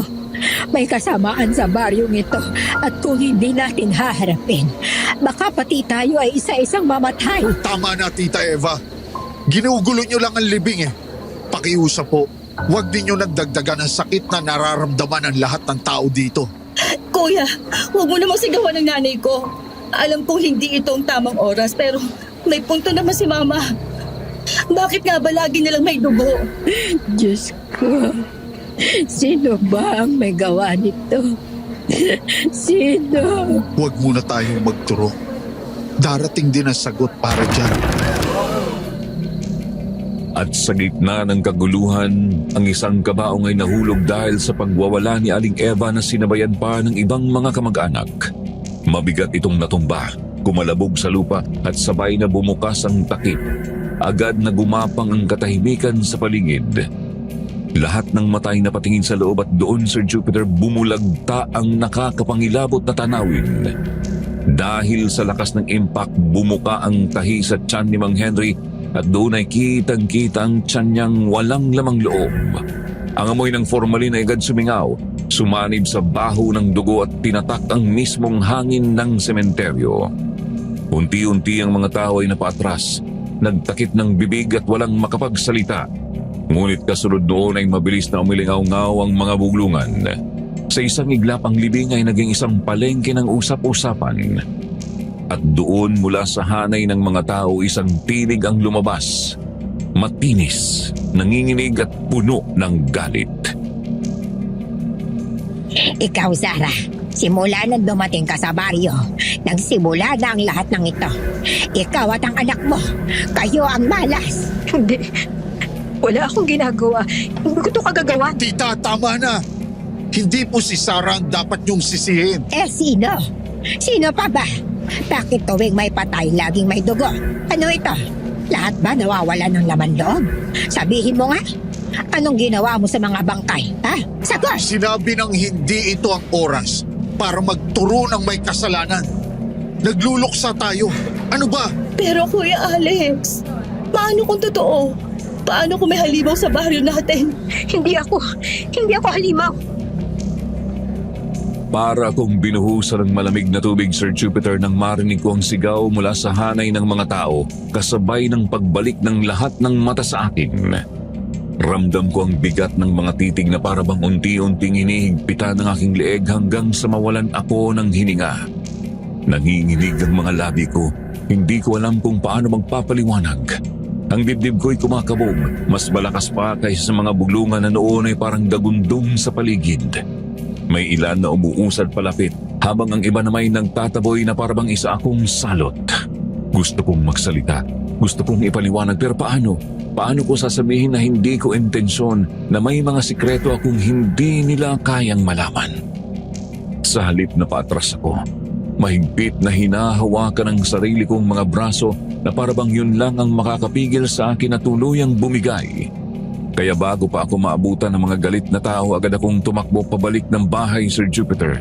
Mabuti na lang at maraming nakaparadang sasakyan noon kaya mabilis akong nakarating.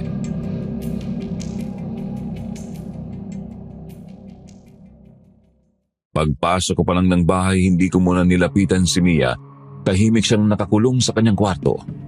Agad akong dumiretso sa aming damitan at nag-impake.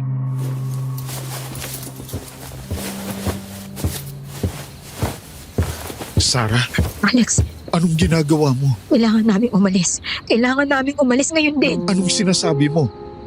Bakit ka nag-iimpake? Narinig mo sa kanila. Si Aling Eva, pati si Lily, tinuturo na nila ako. Pag hindi ako umalis, pag hindi ko nilayo si Mia, baka kung anong gawin nila sa anak ko. Sarah, makinig ka muna. Hindi ka pwedeng basta na lang tumakbo. Isa pa, wala tayong lunas kay Mia. Hindi pa tayo sigurado sa nagawa natin. Hindi mo ba naiintindihan? Kung manatili kami rito, basta isang araw magising na lang ako, wala na si Mia. Alex, hindi ko kakayanin mangyari yun. Nakita ko kung anong ginawa ng mga tao sa asawa ko. Hindi ko kaya makita. Hindi ko hahayaang mangyari rin yun sa anak ko. Alam kong natatakot ka. Narinig ko rin ang lahat. Pero Sarah, kung aalis ka ngayon, lalo lang silang magdududa. Lalo lang nilang iisipin na may tinatago ka. Wala pa naman silang ebidensya ngayon, hindi ba? Nadadala lang si Tita Eva sa mga nangyayari. Kaya pa nating maayos to. Eh, ano pang magagawa ko? Hindi ko sila mapapaniwala. Hindi imposible na halugugin nila ang bahay ko. Anong gagawin ko pag nangyari yun? Pero hindi naman ginusto to ni Mia. Ako ang bahala sa kanila. Magtiwala ka lang sa akin. Pero hindi sila maniniwala. Hindi nila kayang tanggapin ang kalagayan namin. Hindi ko kayang pabayaan si Mia. Baka natitira sa akin. Pwes, hindi mo kailangang gawin to mag-isa. Kung aalis ka, sasama ako. Pero kung mananatili ka, nandito ako para ipagtanggol ka. Kahit sino pang kalabanin natin.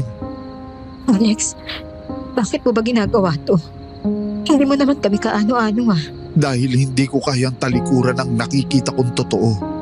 Dahil nakita ko kung paano ka lumabang para kay Mia. At dahil hindi kita kayang pabayaan. Alex, Sarah, huminga ka muna. Huwag kang magdesisyon ng dala lang ng takot. Pero kung buo na ang loob mo, hindi kita hahayaang gawin to mag-isa. decidido na ako, Alex. Wala na akong maisip na iba pang paraan. Manatili man ako dito o hindi. Alam kong malalaman pa rin nila ang totoo. Lalo na ngayon na ako. Tumarating ang punto na hindi ko na rin makontrol si Mia. Okay, sige. Umalis na tayo dito. Pwede tayo tumuloy sa probinsya namin. Doon mas mapag-aaralan natin ang kalagayan ni Mia.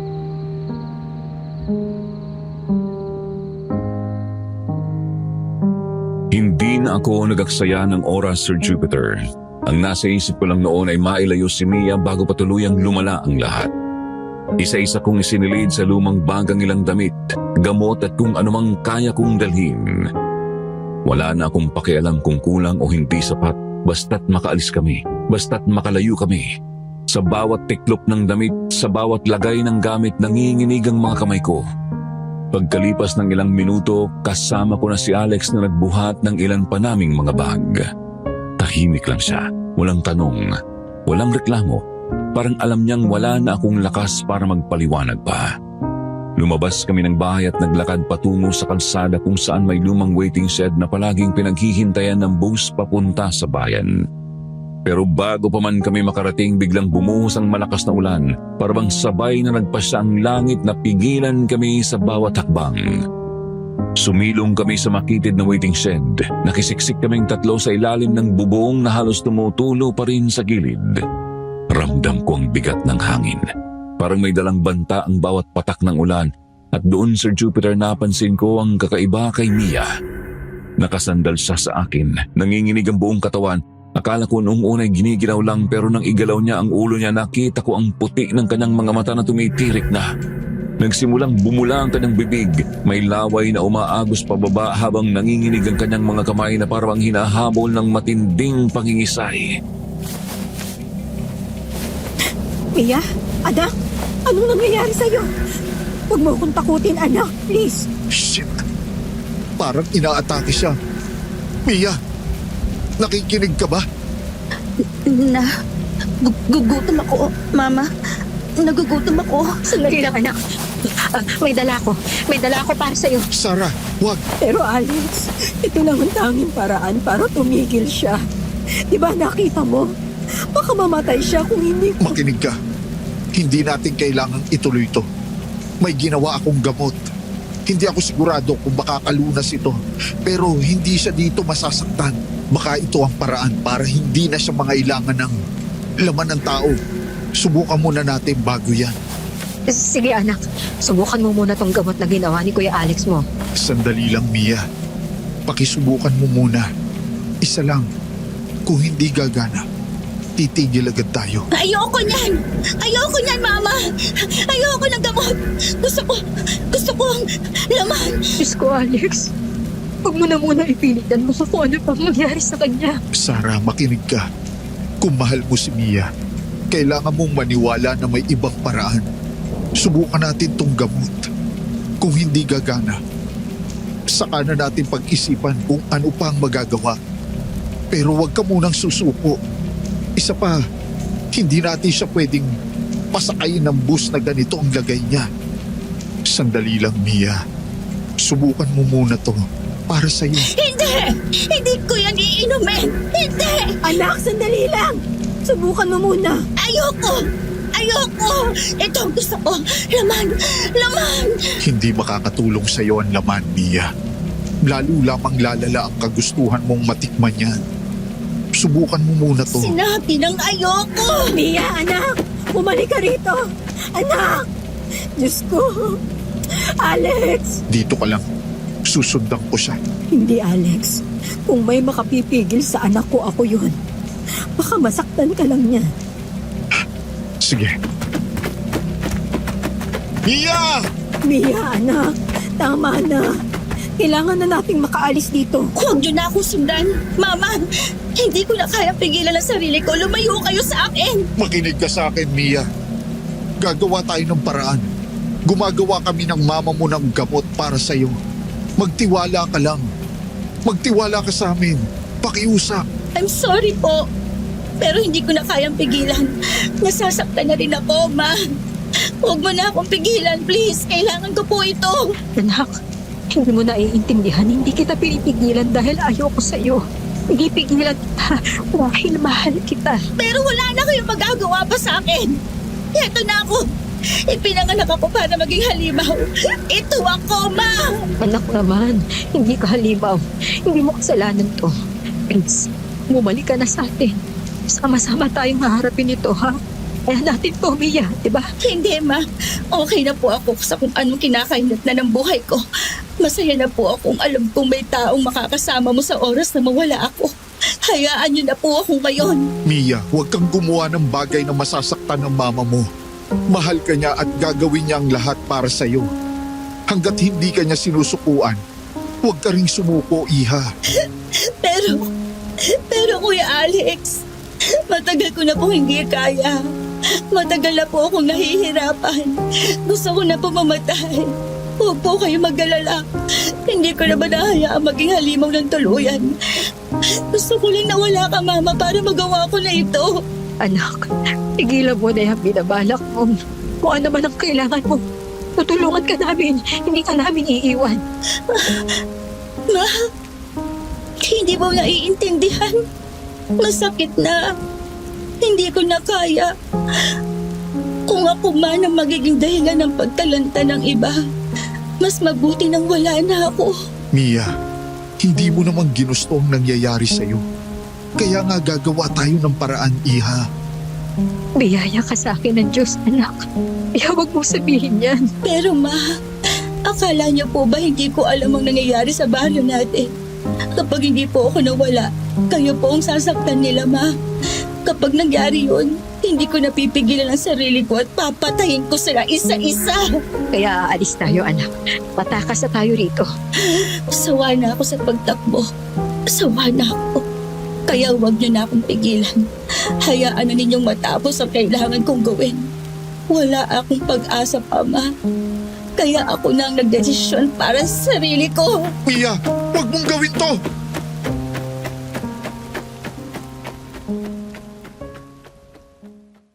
Hindi ko na alam kung saan huhugutin ang lakas ko noon, Sir Jupiter.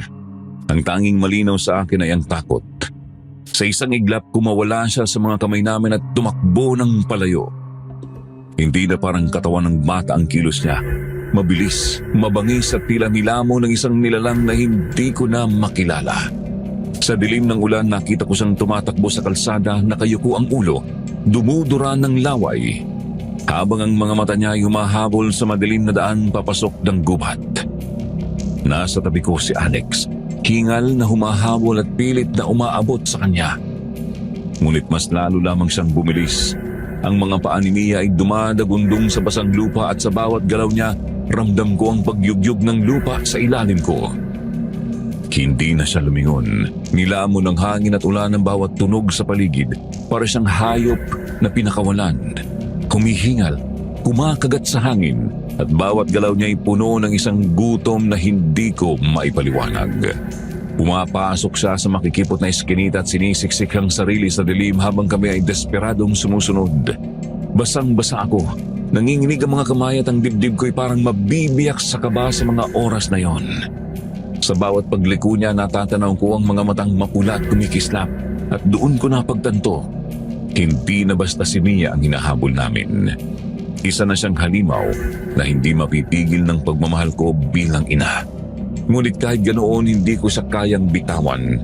Kahit tamambuhay akong tumakbo sa gitna ng ulan, hihinga ng sakit at takot, hahabulin ko siya dahil siya pa rin ang anak ko. Siya pa rin si Mia. Ngunit kahit gaano katatag ang pagmamahal, may hangganan din. Nang makita ko na tuluyan ang nag-iba ang anyo ng anak ko, umiiyak ako habang kinuha ko ang syringe mula sa aking bulsa at inihanda ito para sa oras na siya ay umatake. Yana! Tama na. Kung hindi ninyo ako kayang palayaan, pwede na akong gagawa ng paraan para mawala kayo. Kaya anak, nandito ako. Makinig sa akin. Hindi mo kailangan maging ganyan. Huwag mong hayaan na lamunin ka ng dilim. Hindi ka kagaya ng tatay mo. Pero ma, hindi ko na mapigilan. Pakiramdam ko sasabog ako kapag hindi ako. Gusto ko ng laban. Sarah, eto, gamitin mo na ang gamot. Hindi na siya titigil kung hindi. Baka may masaktan pang iba. Hindi ko kaya, Alex. Siya lang ang anak ko. Siya na lang ang natitira sa akin. Kapag hindi gumana ang gamot sa kanya, tuluyan na siya magiging halimaw. Diyos ko. Kawawa naman ang anak ko. Anong gagawin mo, Sarah? Panahon na siguro para palayain ko na nga anak ko. Mama, tulungan mo ako. Ang sakit. Hindi ko na kaya. Diyos ko, tawarin mo po ako sa gagawin ko. Sandali, Sarah. Handa ka na ba talaga?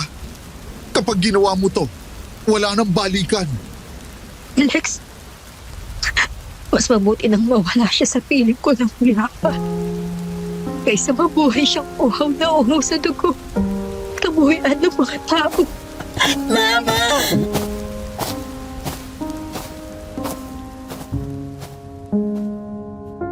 Dahan-dahang lumapit ako kay Mia, Sir Jupiter. Nanginginig ang kamay ko habang nakatago ang syringe sa palad. Pakiramdam ko ay tumitibok ng doble ang puso ko habang ang ulan at huli ng gabi ay pumapaligid sa amin. Nang mahawakan ko ang magaspang niyang balat, na alaala ko ang mga maliliit na kamay na minsan kumakapit sa akin. At sa sandaling yun, kumalat ang isang malamig na kirot sa puso ko. Pinilit kong magpakatatag, huminga ng malalim, pinunasan ng luha at iniayos ang mga daliri. Hindi ko na inisip ang tama o mali, puro pagmamalasakit na lamang. Ang huling sandata ng isang ina na handang sumugat upang iligtas ang supling niya mula sa isang bagay na hindi niya kilala.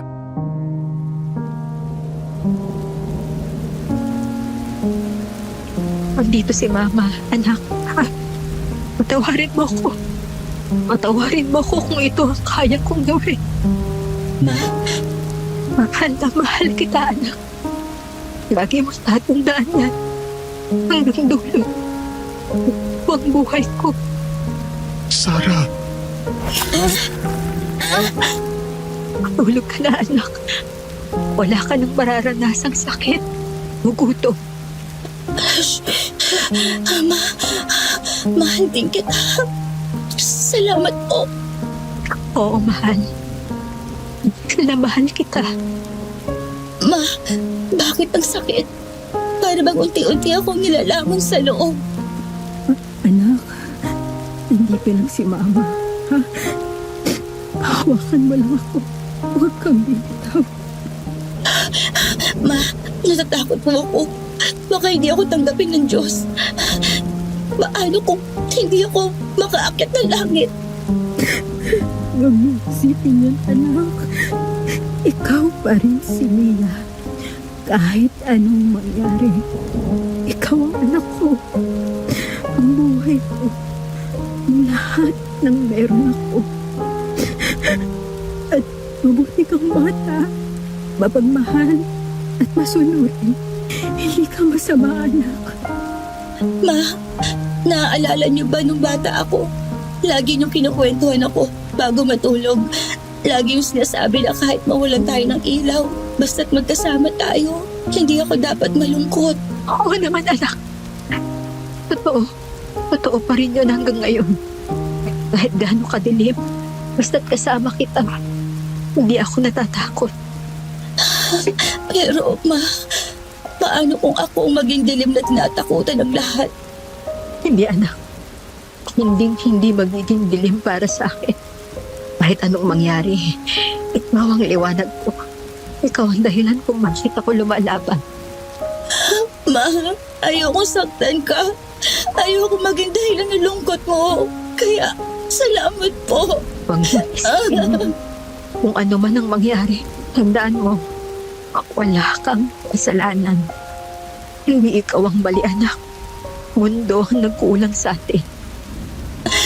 Ma, huwag mo akong kalimutan, ha? Paano kita makakalimutan, anak? Bawat araw ng buhay ko, ikaw ang kasama ko. Kahit wala ka man, dito sa puso't kaluluwa ko, ikaw pa rin ang laman. Ikaw pa rin ang nag-iisa kong Mia. Mangako ka rin po na ipagpapatuloy mo pa rin ang buhay mo, ma. Huwag mo hayaang masira ka dahil sa akin. Ano ko gagawin yun, Mia? Ikaw lang ang dahilan ko para mabuhay. Dahil mahal kita, ma. Gusto ko mabuhay ka.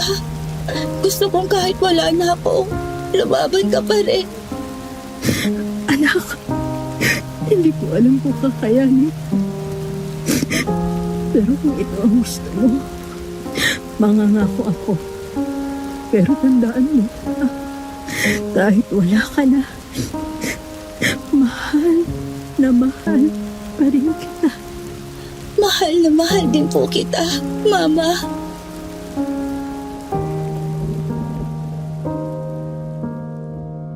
Matapos ang huling sandaling yun, Sir Jupiter, bumagsak siya sa aking hita. Bugbog ang katawan, ngunit mas bugbog ang puso ko. Wala na akong nagawa kundi umiyak, at ang mga luha ko'y nahalo sa malamig na patak ng ulan. Ang kulog at kidlat ay tila nakikiramay, humahati sa langit na waribang sinisigaw ang sakit na hindi ko kayang bitawan. Sa bawat hagulgol ko, ramdam ko ang bigat ng buong mundo. Parang lahat ng sigaw ko'y nilulunod ng unos. Ngunit wala pa ring sapat na tunog upang ipahayag ang sakit.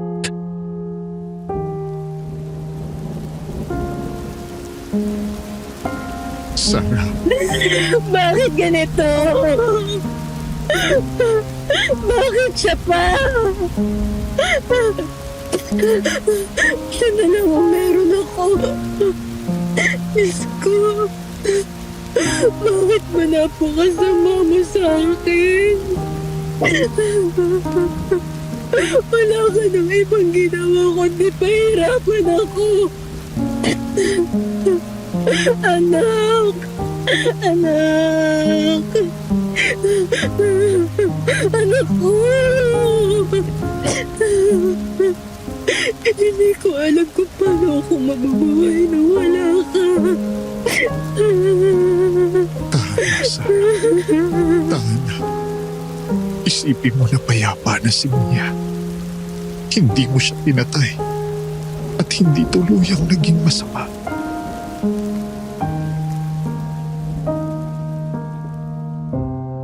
Matapos ang gabing yun, parang ang pinilas ang puso ko. Ramdam ko pa rin ang bigat ng bisig ni Mia sa aking mga palad, ang init ng kanyang luha sa aking balikat at ang mga huling salitang iniwan niya bago tuluyang mawalan ng buhay. Hindi ko inakala na darating ang araw na ako mismo bilang ina ang pipilitin ang sariling bitawan ng pinakamahalagang bahagi ng aking buhay. Hindi naging madali ang pag-alis namin sa baryo.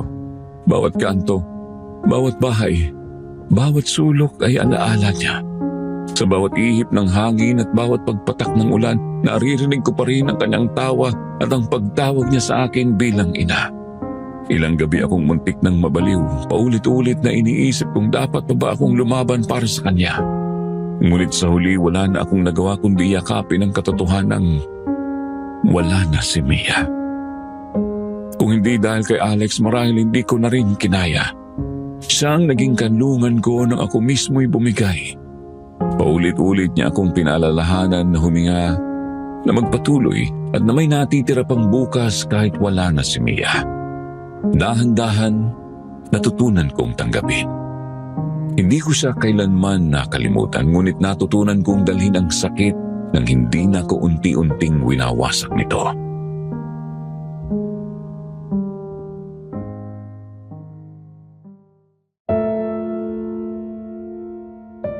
Lumipas ang 10 taon. Sa loob ng mga taong iyon, natutunan kong muling ngumiti, muling tumawa, at muling magmahal. Nagsimula kami ni Alex ng panibagong buhay sa probinsya. Malayo sa gulo at malayo sa mga bangungot ng nakaraan. Nagkaroon kami ng anak. Isang bata na nagbigay sa akin ng bagong dahilan upang bumangon tuwing umaga.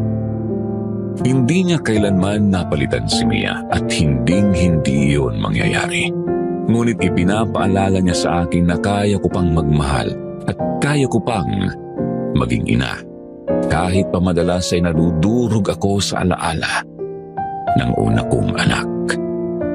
Iniwan ko na rin ang dati kong trabaho. Hindi na ako bumalik sa lumang mundo ng pagkakatali sa kabaong at mga bangkay. Sa halip, nagtayo kami ni Alex ng maliit na negosyo. Isang tahimik at simpleng kabuhayan na sapat para suportahan ang aming pamilya at mamuhay ng matiwasay. Ngunit minsan, sa ilalim ng mga bituin, hindi ko pa rin maiwasang isipin si Mia. Inilalarawan ko sa aking isipan kung paano sana ang kanyang anyo kung naririto pa siya. Kung paano sana siya magiging ate sa kapatid niya. Sa puso ko nananatili siyang buhay. Isang sugat na hindi na naghihilom, ngunit natutunan ko nang yakapin. Hindi ko alam kung kailan titigil ang pananabik ko sa kanya. Marahil kailanman, hindi na. Ngunit ngayong kasama ko si Alex at ang bago naming pamilya, alam kong natutupad ko ang pangako ko kay Mia. Ang ipagpatuloy ang buhay kahit wala na siya. Hanggang dito na lang ang aking kwento, Sir Jupiter. Maraming pong salamat sa pakikinig.